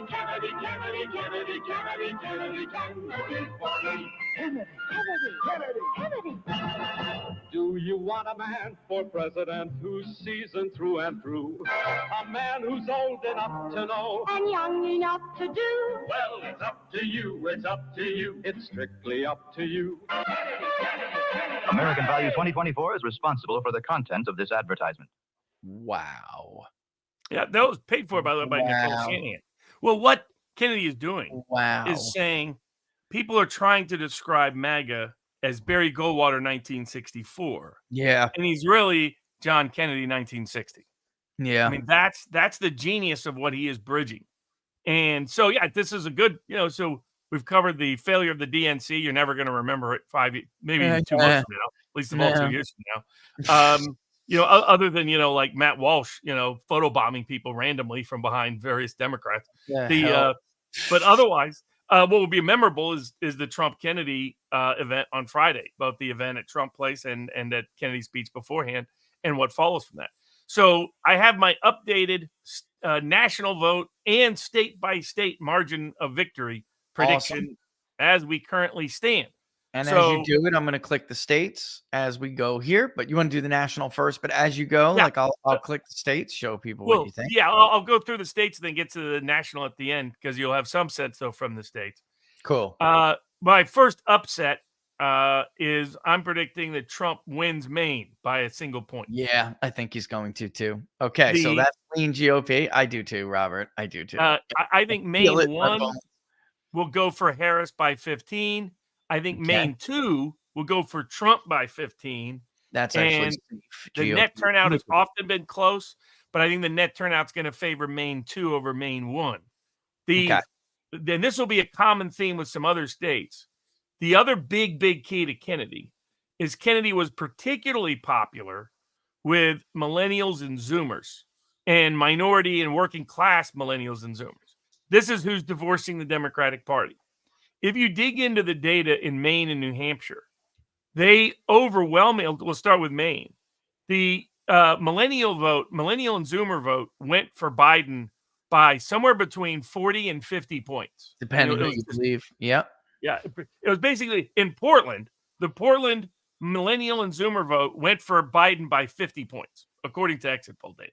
That gives you an idea for how completely dependent they were on one voter group in a state. And this was true nationwide. It was just amplified in states like Maine, because you have this cultural dynamic there. You have a low evangelical population, and so forth.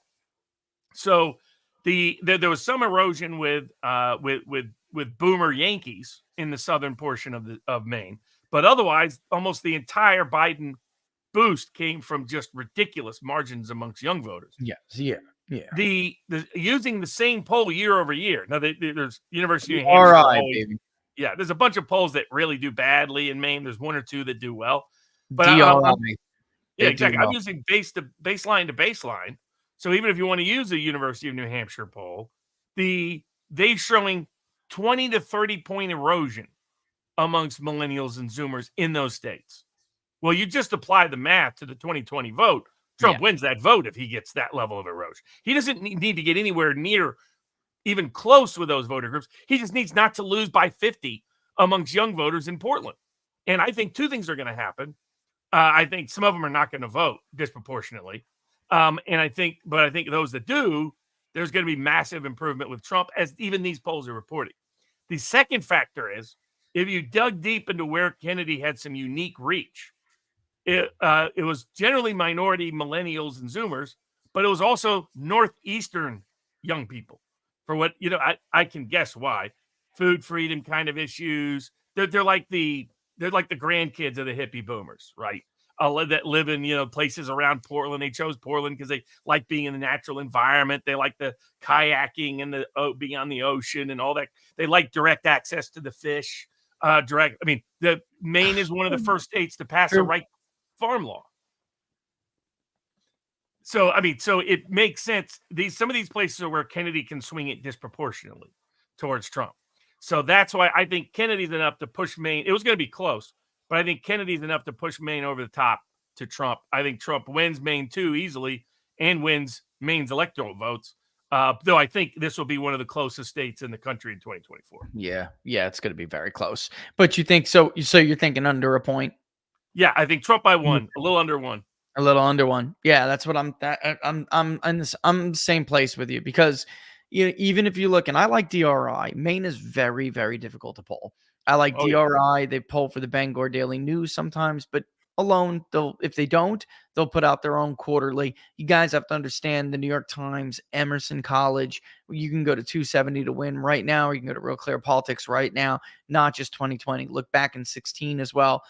Only DRI with Bangor Daily News correctly predicted that Donald Trump not only would win the 2nd district, but he would win it by 8. Emerson College was like Biden +6. The New York Times was Biden +8. By the way, both of them found Susan Collins was going to go down in a blaze of glory in 2012. Like, she was going to be beaten badly. She won, and she won comfortably. Had that happen, Collins outran Trump in the 1st. And because Trump's voters came out in the 2nd and voted for her, she got the benefit of that, that win. It was, again, about 8 points. The DRI poll now has showed Trump winning the 2nd congressional district, more than double the margin that he won it in 2020 and 2016, and then tightening it up in the 1st, in and around Portland and stuff. If that happens, which I think it is, he's going to eke it out. He is. And it's also just very difficult to poll. Eventually, DRI will be wrong too. That's going to happen. And I just don't take it for granted. It's such a, think Stephen King and his novels, folks. Some people call this cursed. We call it troubled. Haven, right? Think Pet Cemetery. These places are very difficult to reach people. And I'm not saying that because think of it out there. People are all, from a horror movie. Those areas are difficult. Isn't it Maine? It is Maine, right? The original. Yeah. Right. Yeah. Very, very difficult to poll these areas. DRI does well, but not all perfect. If he wins the 2nd district by 15 points, he's carrying the state, because there's no way he can do that without also tightening the 1st and tightening it enough where the 2nd actually swamps the 1st. It's bigger, of course, the 1st, but not by geography or by square, miles, by population. So he has to tighten the 1st as well. I just don't see. I feel like Obama was cool and they could deal with Obama and they liked him. She's not. She's like everything worse about Hillary Clinton, everything bad about Hillary Clinton, and in some aspects for that voter worse. So I think Maine is borderline going right now, and I think probably he'd win it, today. I really do. I know it's not, we're going to be in the minority here, Robert, but I'm with you. It's a matter of numbers to me, brother. It's a matter of numbers, and you cannot be doing that well in the 2nd unless that's Collins good. That's Collins good. And if he wins like that, that margin, there's no way he doesn't mirror our performance in the 1st as well. And guess where Robert Kennedy is today? He's up in Maine. In Maine. So he has long ties to the fishermen of Maine. So it's a specific industry that the Biden administration has chosen to harass. One of the best. It's another tipping factor. Country. One of the coolest groups of people in the country. I love these guys, man. I always have. My tri-state area time, we always had this group of people. We'd go up there, big, we'd stack the coolers with ice. They'd hook us up with a cold water lobster. We'd be able to drive back to New York or Jersey and both, and get them for nothing. They were the greatest guys. Always hung out for a little bit while we were there. Had a good time. Working class people, good people, salt of the earth. None but love for them. What's next? New Hampshire, state I know well. I grew up there in the summers, working up in the Great Lakes region. New Hampshire is another state that was very close in 2016. In 2020, shifted heavily Democratic. And here again, there were 2 factors. There was the boomer retirees from Massachusetts and places like that, almost a carryover from Vermont. But that was only one factor. Another big factor was younger voters. The young vote shifted. Both Maine and New Hampshire had massive age gaps. Yeah. So you had Trump winning older voters, particularly Gen Xers and younger boomers, in both of those states, and then getting utterly swamped amongst young voters in both states. And in 16, folks, he didn't. There wasn't that big of an age gap. So, like, he has a history of being able to do fairly well with young voters in Maine. And the difference now is, Robert, the Democrats can't afford that this time. Like Hillary could do it because there were still older voters who still had these like Democratic roots. They're basically gone now. So there's nothing else to rely on. You're not gonna lose seniors by 3. Like, that's not gonna happen this time. So good luck. Yeah, so when you add that back in, and a lot of the younger voters in the southern and central part of the state vote like the Portland younger voters do. But similar political ancestries, ideological inclinations, etc. They do, yeah. A little above average on the college educated side. That side will still stay with Harris. But I think the non-college side is going to shift massively. And because in the Northeast especially, this is also another state where Kennedy tended to do better. And if you go back and look at Zogby's poll, where he polled if it was Kennedy versus Biden or Kennedy versus Trump, what happens? There were a couple of states that stood out. Two of them were Maine and New Hampshire. And it's been in your polling data and other polling data. In the Northeast, he always had better numbers amongst key voting groups. So you combine the two, the massive shift I think that's coming amongst young voters.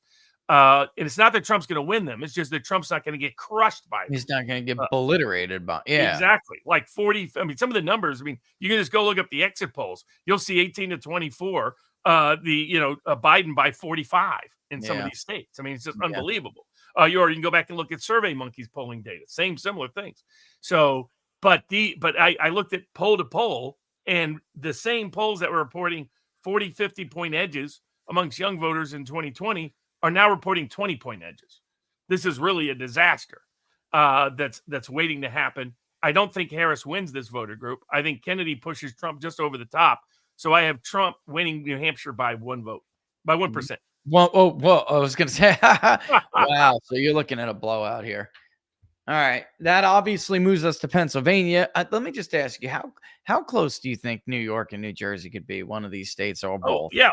I got them all for each state. So I got New York, Harris by only 15. And by the way, that's in line with like Siena and other polls. It is. New York a long time. Yeah, it is. It's the same thing. It's this urban young vote in the Northeast is There's like a couple of areas where the young voters met. Like, for example, rural Arkansas, you're not getting a massive young vote shift.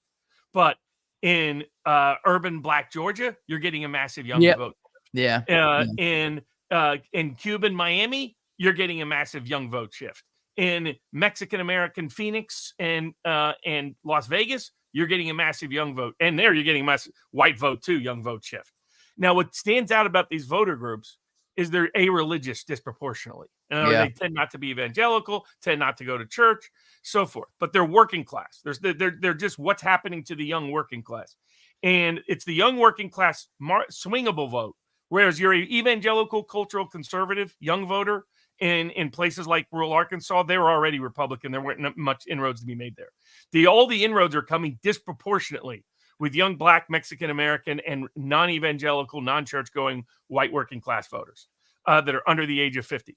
And what it is they're disproportionately, and like when I started doing the deep dive in Maine, New Hampshire, I was like, oh, this is why also New York and New Jersey are closer, because these same groups are disproportionately present in New York and New Jersey. Clinton County, Biden did better in, but that's an area where he could, if he does better with younger voters, especially, he could claw it back, even the 30 to 39. He'll do much better out of New York City in 2020. Oh yeah. He's not going to win it, but he's going to do double digits better than he did in 2016 in the boroughs. And then you'll find the same working class vote that's sort of a-religious, it's more white in the upstate part of the state, but you're going to find it in urban areas. Like, this is also where Kennedy was disproportionately drawing. This disaffected, young, working class, ancestrally Democratic vote is the vote that's going to drop off from Harris, either by not voting or voting for Trump now. And so I have New York and New Jersey. I have New York as Trump, as only Harris by 15. Will be one of the smallest margins since I think like 1984. And in New Jersey, I have her by winning only by single digits. I think it's going to be 7 or 8. Which means, that's what I was going to say. It's high single digits for me, bro. That's where New Jersey is. It is. I mean, if you look at Emerson You know, I mean, Biden was in real danger of losing the state of New Jersey. I can't believe that just came out of my mouth, but he really was. I mean, that's how bad a Republican with no money almost won the governorship in 2021. Driving up and down Route 9, shaking hands at the region diner, you know, like, hey, that's how you do it, man. That's how it's done when you got no money and the RGA doesn't back you. You do it, you know, and you hit up Monmouth County, you hit up Ocean County, you go all through these areas, all, you know, even Bergen, he went up there as far, and that's why it was so damn close, you know. And then of course, you know, we know what happened there. Bergen is Bergen, you know. Yeah, come on, of course. And though I'm sure there'll be some of that, and they might actually need it. Because that's how competitive this is. And to those asking, I'll be updating this every single week. So when we do the show, there's a couple of weeks where I'm in trial that I'll be out, but otherwise we'll do it every week that I'm here. But so yeah, that's where and similar, like with Connecticut, Rhode Island, I see erosion for the same reason. So Connecticut, I have Harris by 15. Rhode Island, I have Harris by 15. And that's going to be some of the smaller Democratic margins in some time in both areas. Now, Massachusetts, I don't have budging much, because it's so upscale, so well educated, its young population is so oriented in that direction that I think but I think, you know, Trump will still do better there. It just won't be as big of movement as you see in other parts. You'll see a little bit more in the outside parts of the state, southern parts. I was going to say, depending on the neighborhoods, you know, I mean, Suffolk County, some places like that, I see movement. But you know, the suburbs of Boston are going to be Democratic heartland. So I have Harris by 30. In Massachusetts. If only everybody was a Southie, you know? I know, exactly. It was back to when the Kennedys, but that was interesting. When Kennedy put up there, him running against Biden or Trump, he got swamped in Massachusetts by Biden. It showed you where that state is. It's not a state, despite it being his home state, historically, politically, ancestrally home, where he's got a lot of juice. He does have more juice in New York. Though I think that's one of the states they're trying to keep him off, and they might successfully keep him off. Yeah, they're doing their damnedest. That will help Trump in that state. That's where that vote goes in that state. Him, Stein, West, they're spending tons of money to keep everybody off the ballot. Democracy, ladies and gentlemen, party of democracy. Now up next, Pennsylvania. I got Trump by 5. I really don't think it's going to be that close. I think it's going to be it's a lean, but I got it. It's going to be competitive. All the way down the election day. But I think on election day, he's going to be outside the margin of fraud, because he's going to be outside even the margin of error in that state.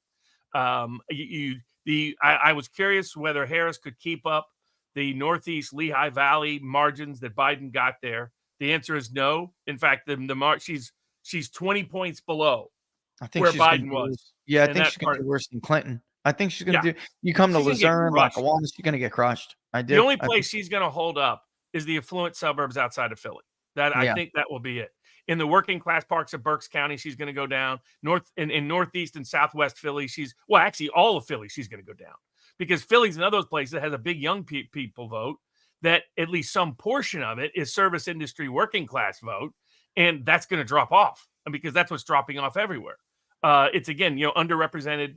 Look for overrepresentation of young and working class, and underrepresentation of religious conservative. And when you combine the two, you're finding that's where you're getting peak Kennedy support, and that's also where you're getting peak Democratic decline. And now Trump, because of a combination of the convention, everything that's happened on the war and the economy, and the Kennedy endorsement, I think he's got some of these states. What Kennedy's endorsement did is he took Pennsylvania from sweating it on election night to going to sleep at 9 p.m. There's no doubt that that's a state that we had where Kennedy exiting this race is absolutely going to help Donald Trump. And by the way, I mean, it's not even, I don't know why this is even debatable. Go to RCP right now. You'll see the head-to-head. Trump's got a lead with the 4-way, 5-way, 6-way. It was Harris by a hair, so that's because, that some of that vote would otherwise go to Trump. And in these northern states, because they can't poll the non-evangelical working class, pollsters have been the most inaccurate in the Trump era in these northern states, in Maine, New Hampshire, Pennsylvania, Michigan, Wisconsin, Ohio, Iowa.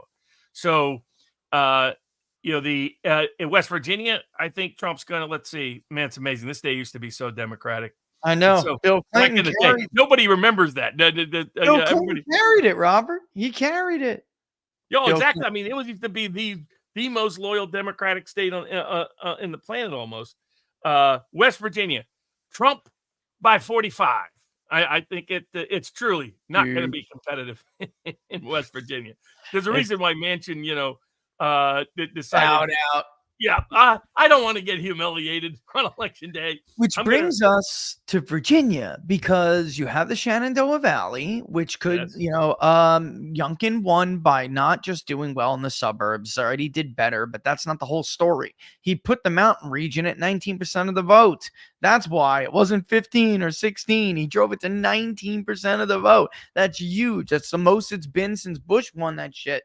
All right. So, yeah, I mean, this now is the third poll, including from Roanoke, which nailed Biden's margin in 2020. By the way, another thing with tiny crystal balls, Larry Sabato, he loved Roanoke when it showed Biden plus 10. It was a decent poll. Now it's a shitter poll somehow, and he's reinventing their history, which you could look up. He's full of shit.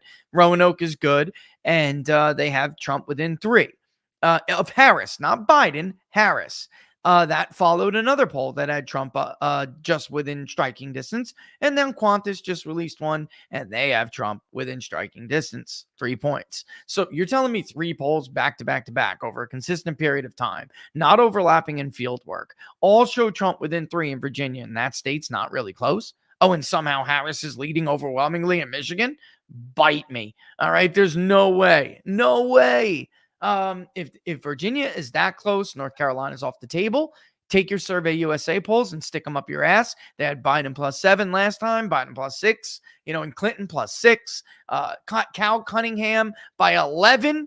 All right. He went down to Tillis pretty easily. They had Sherry Beasley up by 2 in 2022. Ted Budd won within a half hour of the polls being closed. I mean, give me a break, Robert. There's no way Virginia's 3 points and any of those other states are competitive. They're not.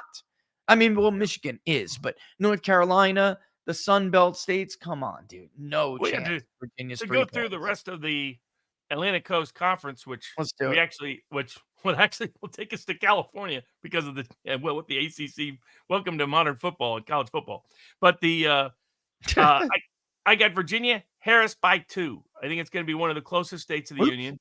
Yep. And I think the only reason Harris holds on is because of all the government workers in Northern Virginia. Loudoun County. I mean, it just won't budge. It just won't budge. And there's a good number of Asian immigrants there who have benefited from the Biden economy. Very different, yes, and a very different breed, I would say. Very different, like the state of mind. It's not the Tiananmen Square mentality anymore, and we did an entire episode on that, actually. North Carolina, I agree with you. It's not going to be anywhere near close. I have Trump by 9 in North Carolina.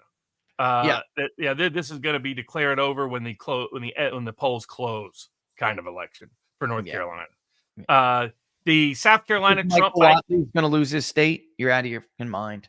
No exactly. Way. It's North Carolina's another state, big young working class population, big young working class black population. It's one of the biggest groups falling off of Democratic support. One of the groups that like Kennedy that's going to shift now to Trump.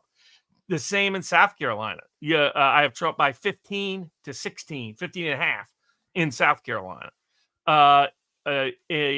Georgia, I don't think Georgia will be close this cycle because of the minority millennial movement.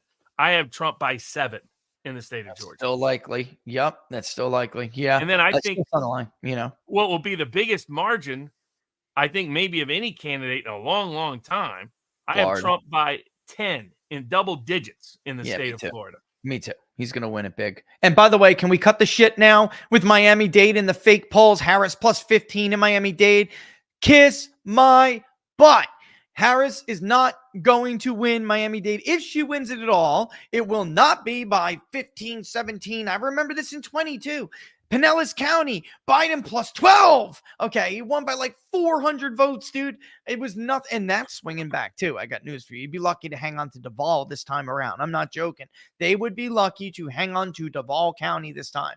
But I'm telling you, Miami-Dade, wait until the low prop the low prop Hispanics come out that don't vote in primaries. It's not this will be their first election. And, Democrats only had like a little over a 1-point edge in the primary vote in Miami-Dade. That is not enough. Okay. Waiting, because it's, of course, a closed primary. Wait until the independent Hispanics that are low prop come out and vote for Donald Trump in Miami-Dade. This is just, I'm so over this, Robert. Same thing with Texas, neck and neck. No, it's not. Not neck and neck. It's not going to be neck and neck. Stop it. Stop it. Please stop it. In fact, for the same reason you're going to see, big shift amongst young Latin voters in Florida, also young Puerto Rican voters in Florida towards Trump. You're going to see a big shift amongst young Mexican-American voters in Texas. And I have Trump winning Texas by double digits. I have Trump winning Texas by 12. Yeah, they really should both be likely, but nevertheless, not pink. Did you see him lean GOP with Florida? Are you kidding me? Yeah. Are you joking? Exactly. Now, some states that are not going to be close. Alabama, I got Trump by 30. Mississippi, which used to be tough to move because the black vote just didn't budge much. But I think this cycle, the younger black vote is. So I think Trump is going to win Mississippi by 22. Yeah. I think Louisiana's always been a historically populous state. Also a state with a big young minority and millennial population that's trending heavily toward Trump. I think Trump wins Louisiana by 27. Arkansas. He's just a real quick on that with states like Mississippi and Louisiana. If you compare Trump's maps in the western part of Mississippi, which is blue, as Aquinnah, for instance, you would see that, Trump loses it by maybe like 5 to 7 points, where other Republicans get crushed there. That is even before, like, the Hinds County, right? 25% he got last time. I think you're going to see him in the 30s there this time. I do. Yazoo could tip. There's like too much movement with working class black voters. That entire western part of the state is where Democrats still have their foothold. The governor's race was closer than expected. You had a Presley as a Democrat on the ballot, but also this has been going on a while now, and you can see Donald Trump outrunning Republicans in those more non-white areas. The black belt counties, what Kevin Phillips called the black belt counties. He does better in the black belt counties, and he always did. So, wait until what happens now. I really think you're going to see some movement. You're going to see some real bit, that's what they have to do. Otherwise, states like Mississippi will get competitive. If Republicans keep being the party of Ryan Gerdusky's, and Coulters, you'll lose Mississippi in 10 years. I mean, you don't see it coming, you'll lose it. Right. Well, and the similar reasons that even though these are big evangelical states, they're also big minority, millennial, and Zoomer states. Yeah. I got Trump winning Tennessee by 30. I got Trump winning. I remember in Kentucky was competitive. Remember when Kentucky was competitive? I mean, that was back in the day. Now, if they put that corrupt governor on the ticket, he actually probably could steal some votes, but not enough to win that state. Good old Andy. Exactly. So the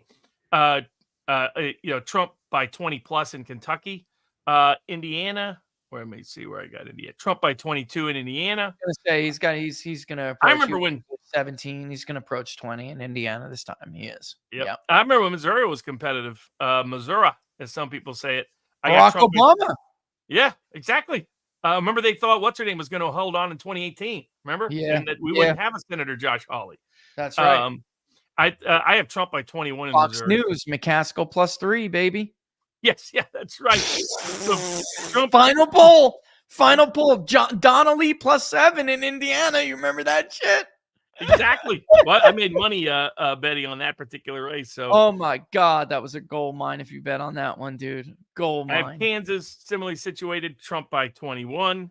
Oklahoma, which has become just a Republican hotbed, Trump by 35. Now it's a big evangelical vote, so that's where you'll see less movement in some of these big evangelical communities than you see in non-evangelical communities, because of where the massive vote shift is taking place. It's taking place amongst non-evangelical voters. Yeah. It is. So you look for that kind of demographic profile. Now, Nebraska. Now, what way is it in Nebraska? Because I've heard competing stories. Are they doing it vote by congressional district or not? They still, right as of right now, it is. But there is still an effort underway to do a last minute switcheroo. And right now it is still by congressional district. I mean, technically, legally speaking, unless it literally has changed in the last 72 hours. So I know people who are involved in this, trying to change this. The Republicans just don't have the stomach that Democrats have. And this should have been done 2-3 months ago, Robert. Should have been done 2-3 months ago. So I have Trump by 25 in the state of Nebraska. Yeah. And I have him, he wins easily 1-3. I have him winning District 2 by 1 point. It's another one of those very close races. But it has a kind of similar profile in parts to like Maine and New Hampshire, in that it's got a lot of younger voters, above average college educated, but also above average younger and non-evangelical. And that's the vote that's swinging. And it's swinging so big. What's happening is you're seeing a massive class split amongst non-evangelical voters within that are young. So that, you already had a big class split amongst boomers, but now you're getting non-college young voters in urban areas voting dramatically different, even if they're not evangelical, than college-educated younger voters. Yeah. So that even in some of these states and districts where you have a above-average college-educated vote, you're also having an above-average non-college-educated erosion amongst young non-evangelical vote.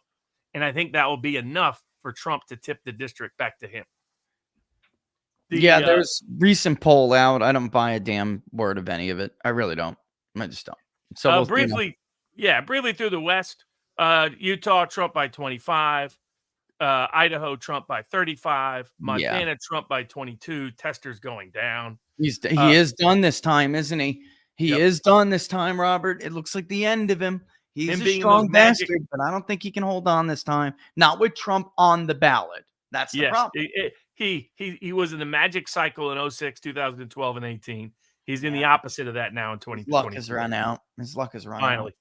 The Wyoming, Trump by 48 because it's going to be the most Trumpy state in the union for sure. Yep.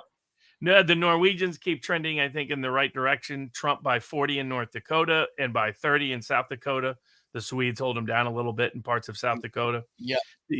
Colorado, I have Harris by 7. It's like Virginia, like New Jersey. It's a state that should be double-digit Democrat, but because it has, again, above average number of Hispanics, but also above average number of non-evangelical, non-college younger voters. So that culturally, what has happened in the past is the service industry in Boulder, the service industry in Denver voted like the people they were serving. And that's where we're seeing a massive cleavage this election. And we're seeing a Dolly Parton size cleavage. But I mean, it's a complete cut between between the two. And so in these places that have otherwise been culturally Democratic, you're going to, and Kennedy's giving them in particular the political permission slip. There's another state, Colorado, where Kennedy was overperforming. That is why it's going to be closer than it should be from a Democratic perspective. It's not going to be the swamp, easy state. One of the states that's the hardest for me to predict because it's been, with Libertarian Gary Johnson from the state on the ticket 2016, is New Mexico. I have New Mexico still voting for Harris, but only by 4. I think it's another state that's going to be unduly above average Hispanic vote. The Hispanic vote is the old Mexican. It's not an immigrant connected vote. It's literally in New Mexico. You could call old Mexico, but it's got an above average non-evangelical young vote. That is non-evangelical, non-college young vote. That similar dynamics. In places like Albuquerque, where they were joining Antifa protest in 2016. Now they like Kennedy and distrust the Democratic Party in 2024 amongst that millennial Zoomer subsegment. Some will drop off and not vote. Some, I think, will now vote disproportionately Trump compared to other districts. And that's why I think New Mexico very close, Virginia very close, Colorado, New Jersey, both within single digits. Now, I think 2 states that are not going to be as close as everybody thinks is those neighboring states, the 2 states where Kennedy is taking his name off the ballot first because it was where he was doing the most damage potentially to Trump. Nevada and Arizona. I have Trump by 5 in Nevada, Trump by 6 in Arizona. I don't think either one of those. I think it's another one of these. You can declare the results when the polls close, come election day. In Nevada would be particularly easy to do that if, let's say the exit poll, well, let's say they're wrong, right? And it looks like a traditional Democratic performance. You'll know immediately in Clark County if that's not true. And it won't matter how many mail-in ballots they have outstanding, because as we went over, 2 weeks ago, they simply don't have the voting pool left remaining. For those who don't know, the Democratic advantage in Clark County has been sliced by 1/3. So they don't have, 500 and plus thousand registrations to tap, and they don't have it anymore. So immediately when votes start rolling in Clark County, you'll know right away whether or not Trump is going to be within a few points, or maybe I actually think Trump could carry Clark County. I do. Now it's tough, but he doesn't need to carry it. All he needs to do is, fight it to damn near a draw. And if he does that, it's over. It's over. Exactly. And Maricopa will tell the story in Arizona. I mean, if he's got a 3-point lead in Maricopa, it's a wrap. We're going home. And these are polls I recommend people take a look at as we get to the West Coast, because it's not that Trump's going to win any of these 3 states, but because they're warning signs of problems for Harris and particular demographics that are a problem for Harris. And I mean, I know the Washington primary results, Trendy says, forecast another very tight election. I don't think it's as predictive as it used to be. But what I would say is fairly predictive is if Democrats are underperforming in these states, then chances are they're underperforming in similar regions across the country and with similar demographics across the country. So in Washington, I have Harris only winning by 10. That could get to single digits. And that's showing up in polling data in Washington. I mean, this is a state that she should be up 20 plus. Oregon? In Oregon, I have Oregon, which is I think new Oregon, poll. I think from it's another one of those good margin of victory states to bet. If somebody, what you should do is find somebody who actually believes in Nate Silver's numbers, and you should even talk about some Nate Silver's guys really good. Hey, why don't I'll take the under on. I'll take that Trump will do better than Silver's numbers in a particular state that sounds real Democratic, like Oregon, right? Oregon. Like Silver will have Harris by 15 in Oregon. Well, I think it's going to be like New Jersey. It's going to be like Colorado, like New Mexico. I think it's going to be single digits in Oregon. And there's polling data showing I was just going to say, there's a well-known poll that's been polling Oregon for many, many years. It just came out not even 2 weeks ago, I think, still at this point. It was Harris by 5 or something. I mean, that's it. And they were both very close to eating up their vote already. It was like Harris 49, Trump 44 or something. I mean, it was very close. And that is that's not supposed to happen. And by the way, that came out when PBIC, or was it Berkeley? Could have been Berkeley, had shown, California, she's ahead, obviously, but she's running 10 points behind Joe Biden, 10 points behind, or 15 points behind Hillary Clinton. So, that's bad news, man. That is really bad news. I don't know how you're winning the national popular vote if you're running behind Hillary and Joe in California and New York alone, period. Forget about Illinois. Forget about it. If you can't pull your weight in California and New York by the margins that Democrats win them, the argument that somehow you're going to do better in the battleground states is really very thin. It's thin, I just don't know. I mean, Robert, because you need your base to come out. And if you're not getting 30-point wins in those states, what the hell makes you think you're going to get your base out in Wisconsin? I only have Harris by 25 in California. Yeah. That's still underachieving there, even though she's lifelong from California and runs statewide multiple times in California. Because I think Willie Brown, even if it takes 2 months, will get a few more mail-in votes to make it look respectable. He'll do it. Yeah, he'll do it. That's about it. Otherwise, I think it might be 21, 22, because you got a lot of the same problematic demographics with young minority voters, young millennial voters, young Zoomer voters, young service industry voters. These are the voters. There's a reason why. There's a reason why she had to mimic Trump on no tax on tips. It was this young service industry vote in these urban chic areas that were voting with the same way the people they were serving are no longer are. Oh, dude, they polled Nevada. That's what happened. They polled the state of Nevada and they realized, holy shit, we're down in Clark County. That's what happened. End of story. They would never have done that. Never. They would have just rolled through the campaign like they always do. Masto didn't pull the bullshit. Biden didn't pull the bullshit. They just ran traditional campaigns. So did Hillary Clinton. For her to come out and take the risk of straight up plagiarizing, no tax on tips, verbatim, when she herself cast a tie-breaking vote to give the IRS more agents to basically harass people who work on tips to make sure that they got their money from people who are at the lowest end of the economic spectrum. I mean, for them to do that and take that risk, you're behind. I don't give a shit what anyone says. In their polling, they were behind. Nevada is actually, I don't know. I'd have to look. No, Nevada and Georgia. I was actually in this stupid moron on Twitter. He's like, you don't have access to Democratic polling. Actually, I did, which is how I knew exactly what those states were before they were reported. Now, I just didn't get Nevada and Georgia. I did not get Nevada and Georgia. So I asked for it, but I don't know. It must have been so ugly, Robert, that even they didn't want to leak it to me. Well, and what it is for those that don't know, I live here in Las Vegas. Las Vegas's service industry is an intense microcosm of working class, non-evangelical minorities that are millennials and Zoomers that are disproportionately minority across the country. You couldn't have a more classic representative of the service industry that had been voting in alignment with the people they served. And now they're not. And they're not in LA. They're not in Portland, Oregon. They're not in Seattle, Washington. They're not in parts of Chicago, Illinois. They're probably not in parts of Atlanta, Georgia. They're not in Orlando, Florida. They're not in Miami. And that is causing Democratic trouble all across the country. Like somebody in the chat was like, well, I think there's too many Massachusetts people in southern New Hampshire. Even the pro-Democratic polls are showing Trump ahead in southern New Hampshire. Why? Because it's younger. It's the younger component of that voter group that is trending so heavily against the Democrats. And that takes us to the last section of the country, the heart of the Midwest, where the real heart of the election will be decided. Yeah.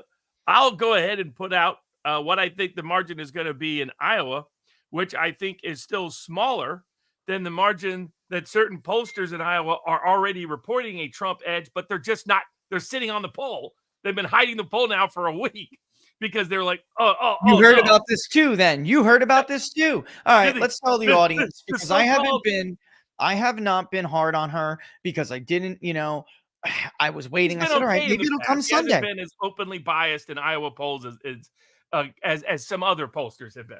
All right, Ann Seltzer's holding a Trump plus 19 in the state of Iowa. Okay, everyone even knows what the margin is. It's Trump by 19 points. And the last time this person told me that Seltzer was going to spike a poll, they did. It was for CNN before the Democratic Iowa caucus in 2020. And that person told me exactly what everybody's margin was. And it turned out to be 100% the truth. And we got the announcement at sure as fire hell. And the night before, we're going to hold this poll back. But okay. All right. So I do believe them. And for people who don't, which is crazy, Robert, because the Des Moines Register took the unprecedented action of endorsing Donald Trump, which is crazy. As Trumpy as the state has gotten, they've stuck with Democrats and they endorsed Donald Trump this year. So, I mean, why are they doing this? Why is she holding this poll, Robert? Yeah, it's because of the margin. Fear? And so, yeah, well, but when I was looking at it, projecting it, I project Iowa Trump by 16. So, I mean, I think it's going to be that kind of margin. Yeah, and we have them up. We have them up big. It's another place where Kennedy was uniquely strong. It's why Biden was rigging everything so Iowa, New Hampshire wouldn't vote first, and the Democratic primary was to screw Kennedy. And it's another state where farm freedom is a big issue because of the farmer economy, not just all the other issues. And it's a big state that has an overrepresentation of working class minorities and that are not evangelical Christian. And so it overrepresents working class in general, but it's especially overrepresents that group. I get friends of mine that are lifelong leftists from Yale who are at the front of the food freedom movement who are reporting their people they know switching from lifelong Democrat to voting for Trump. So it's a state that has amplifiers for Trump. And that predicts the only reason I think Minnesota Democrats might hold on. I have Harris by 2 in Minnesota just because I think Walz might steal enough votes. Me too. But they're going to have to flip some votes from the Somalis and the Twin Cities, right? Because a lot of those Twin City Somalians want to protest vote for Stein or West because they're mad about the Israeli war. So they're going to have to fix that vote. He's going to have to circulate some cash. But anybody knows anything about the Somalian vote machines down in, they exist, by the way. They're real. It took James O'Keefe like 2 days to find them. Hey, look, I got 18 ballots. Look at how good I am. And they're only for one office. And there's going to be a ton of them. Like, hold on a second. You're only supposed to have 3. What? Oh, no, I'm supposed to have 18. I get paid more the more ballots I deliver. I remember when they robbed Norm. Yeah, I remember that. Do you remember that? Yes. Oh my God. It was such a blatant election theft. And, there's still these same idiots sitting around, Senator, what's his name? It was Al Franken. He stole his seat, folks. He won it fair and square later in re-elections, but he stole his seat in the beginning, in the first election that he ran in 08. And that was with Obama on the ballot. And he still needed to steal that election. So, poor Norm. Sent him back and should have fought, Norm. Should have fought. No, I mean, Trump's going to crush him and do even bigger numbers in rural Minnesota. But I think that he'll hold on just enough out of the Twin Cities and steal enough votes. Hennepin is just going to be robbed. Yeah, of course. Yeah, they're going to steal enough out of the Twin Cities to just pull it out. But it's going to be close and competitive. What two states I don't think are going to be as close and competitive. Well, I'll give you a state that'll be surprising, may get into single digits. Illinois. I have Harris by 10 in Illinois. I think it's another state that you might see some surprise polls with. That's because of the younger black vote, the younger black male vote shifting so hard in places like Illinois is where you're going to see it. And there's also, we'll see what they can do, but there's a lot of, and I know this from doing work, there's a lot of orphaned, and that's how I explain them to the client. A lot of orphaned Democratic voters. They never voted Republican in their life, but they don't vote anymore, or they don't really vote often because they are Democrats outside, like in DePage and outside of Chicago, where they just they have no home, and they could easily be turned into Trumpers or like this new, whatever you want to call it, this new coalition, this new right. And unfortunately, there's not much of an effort to reach out to them. Now, it could be organic. It could be organic, and they can come out. We saw organic movement in 2016, although a lot of Trump's digital stuff did not get the credit it deserves. His digital campaign Bannon was like way ahead of his time. Yeah, way ahead of his time.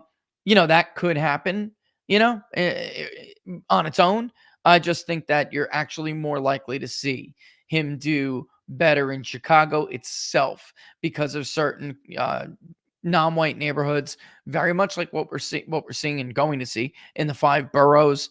And remember, I mean, Robert, he not only did better with the number of votes he got in Chicago, he actually in Chicago is one of the several urban areas that we identified where Trump did better with the margin, and he put up more votes. I mean, actually a tremendous amount of votes for a Republican candidate. Ditto Los Angeles, by the way. It's just that, a whole bunch of ballots were manufactured to counter that shit. So that was the end. But we would be talking about this had Trump won. We would have been obsessed with these numbers. Oh, no doubt. And it was the early tremors of what we've now seen accelerated. It was, yes. And that takes me to the last 2 states. Briefly, by the way, Trump will easily win Alaska. Don't be surprised if he beats the Democratic predicted margin in Hawaii. Tulsi Gabbard supporting him big in Hawaii. I could definitely see that. Kennedy was very popular in Hawaii. There's parts of people in Hawaii who haven't forgiven the Biden-Harris administration over how they handled the fires on Maui. So the fires, not the hurricane. You combine all of that. He's not going to win Hawaii, but don't be surprised if he way outperforms expectations in Hawaii. But I have Wisconsin and Michigan. I have Trump by 6 in Wisconsin and Trump by 4 in Michigan. These are 2 more states I don't think are going to be actually that close come election day. And it's, again, disparate represent. In Michigan, they have an issue. Cornel West is going to be on the ballot. They're going to bleed some Palestinian votes from the Arab populations in Dearborn. Oh, that's a good point. That's going to be an issue there. And then there are 2 states that are overrepresented by working class millennials, working class minorities, working class millennials, working class Zoomers. These are the groups that are just collapsing, that are non-evangelical, that are collapsing with Democratic support. Biden did particularly well out of Dane County in Washington and where Ann Arbor is in Michigan. He's not going to get the same numbers. The early mail-in voting participation is very low in places like Pennsylvania. They're way, way, way below their that's true. They are 2020 hit way rate. low. Yep. Utter disastrous performance in Florida in the primaries.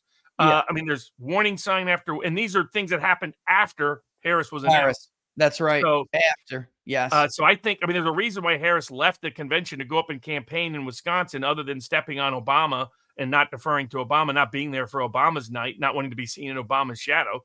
But the other reason is they're in big trouble in their internals in Wisconsin and Michigan. And these are states that Steve Gruber. I believe it was the week before last, and I got the Democratic internal, and Steve and I were talking about it and going over it. It was Trump +1 in Michigan. Yeah, that's the Harris internal, was Trump +1. So, you know, and he brought it up. He wasn't supposed to. He brought it up, Robert, during the segment. He was like, you know, phony public polls aside, Rich, you and I both know that her own poll was Trump +1. I'm like, oh shit. Shut up, Steve. Shut up. But what are you going to do? It's live.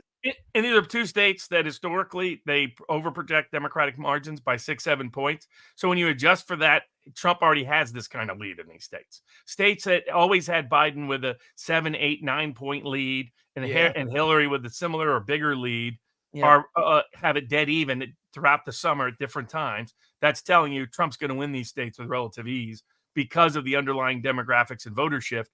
The other thing is, in parts of Wisconsin and Michigan, also had parts of those states where these are several of the states Kennedy's dropping off the ballot in, that Kennedy overperformed and that Kennedy disproportionately took from Trump if he had stayed in. So you look at so when you add it all up, I end up, I think, isn't that 300? What's the electoral votes? Yeah, 319, exactly, 219. Yep, exactly 100 vote electoral vote win. Which, by the way, when there's been passed bad economic news, it's bad very economy, much on par with it. Yeah, or domestic chaos, or foreign war, and we have all three. Every single time the incumbent administration is lost by at least 100 electoral votes. So I have 100 electoral votes. Now, if I were setting the odds in Vegas, I would, shift. I would lean New Hampshire and Maine Harris's way if I was setting the odds, and would say the median should be 313 electoral votes for Trump. Yeah, that's I think there'll be just enough to tip those over. So my personal prediction is 319 wins by 100, but I think we'll win by at least 65 for those people looking at those betting markets. But I think Trump ultimately wins by 100 electoral votes. And my popular vote projection adjusted to fact from the Kennedy factor in the convention, I think now there'll be 152 million votes. I think there'll be a couple of million that will drop out that would have otherwise voted for Kennedy. I have Trump with 77 million votes. Harris with 73 million. I think that the third parties only get to about 2 million, maybe 3 million. But basically, I have Trump winning by 4 million votes nationwide, winning by 2 percentage points, 50 to 48, 2% scattered across third parties. You could have some slight adjustment for people who might end up voting Kennedy in those deep red, deep blue states where it doesn't matter. But I think basically the Kennedy effect is to solidify Trump's appeal to those key swing voters, to enhance and amplify his appeal, and right now puts him in a driver's seat to have an electoral college landslide come election day. Yeah, the only one I always get, skeptical of is New Hampshire. And I remember in 2016, I thought I was flatly going to be wrong, and it was close. It's just time, things have changed, but Nikki Haley's vote in the primary, it was built of two things. One, Biden voters messing around, having nowhere else to go and nothing else to do. And it was a lot of them. And you could see it. I mean, we went over the numbers. And then there was this Rhino, Chris Sununu Republican, who, by the way, Sununu got thrashed in his own hometown of Salem. Trump crushed her there. But, there was some hesitance remaining. I mean, she's all in, Robert. She's all in, which really does. And by the way, the registration changes have shifted more Republican in New Hampshire. So, we'll see. I want to stress to people, the way that people are trying to parse the map really isn't reality. When somebody wins and it breaks at the end, it just goes. That's why Trump nearly swept New Hampshire along with him in 2016.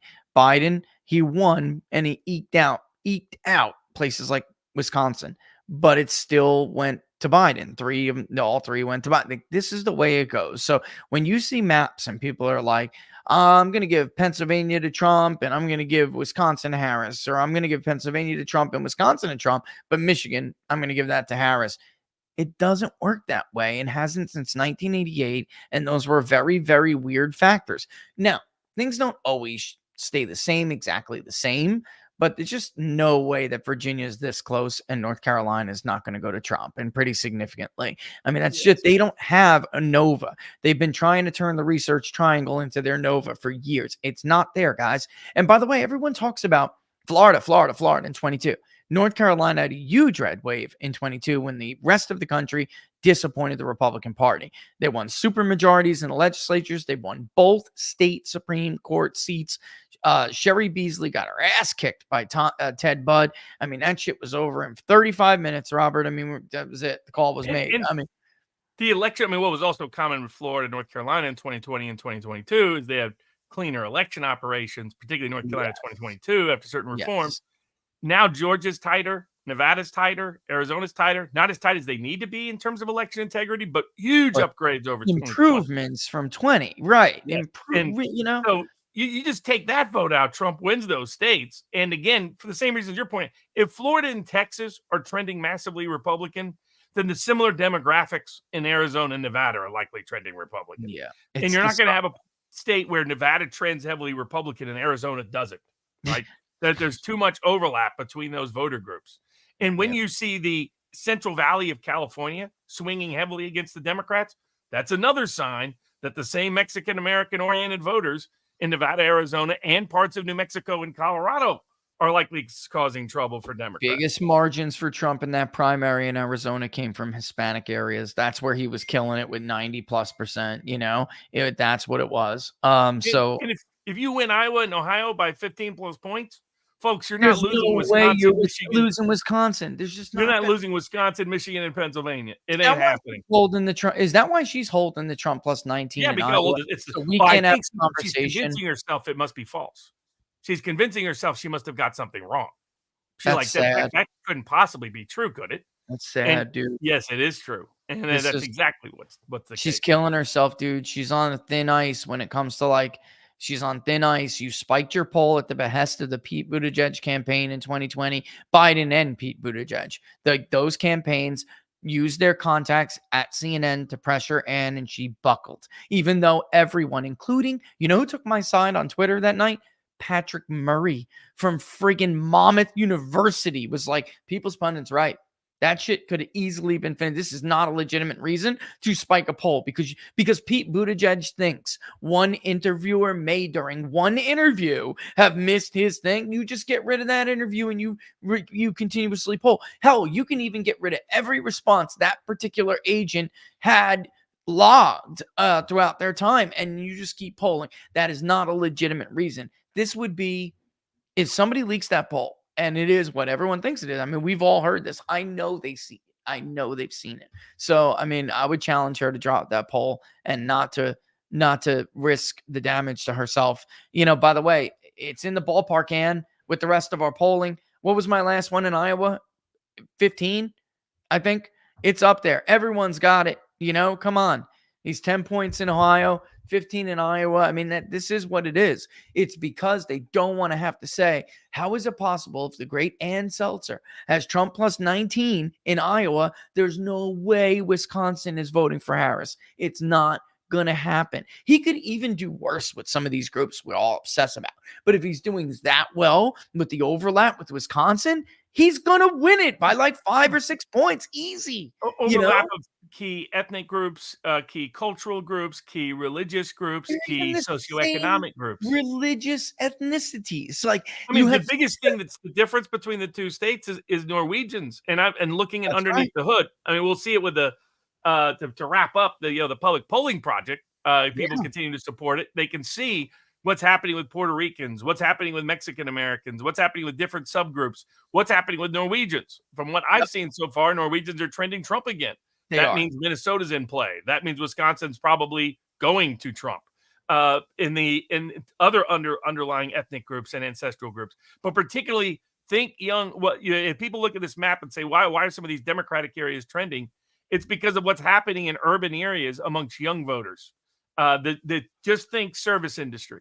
These are the people that used to vote the same with the people that they were serving, and they're not anymore. And they're not anymore because their economic life sucks, and they distrust the Democratic Party. And Kennedy's just given them a political permission slip to vote Trump. With that in mind, tell people where to follow you, Robert, and keep up with the picks, all of that.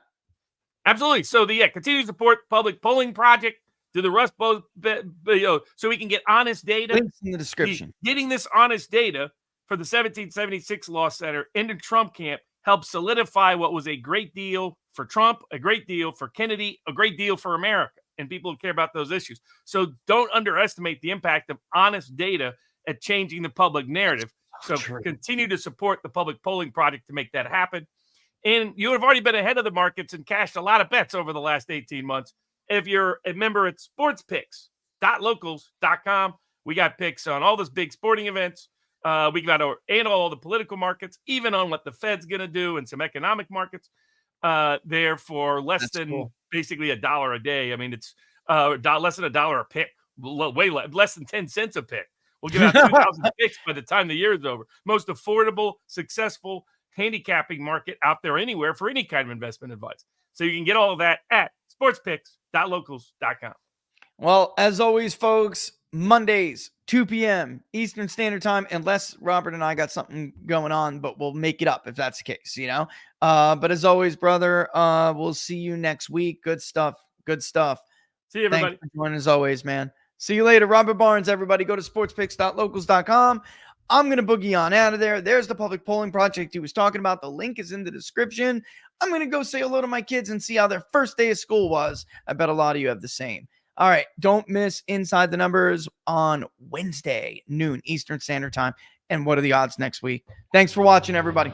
We will see you soon. Stay away from fake models and fake polls.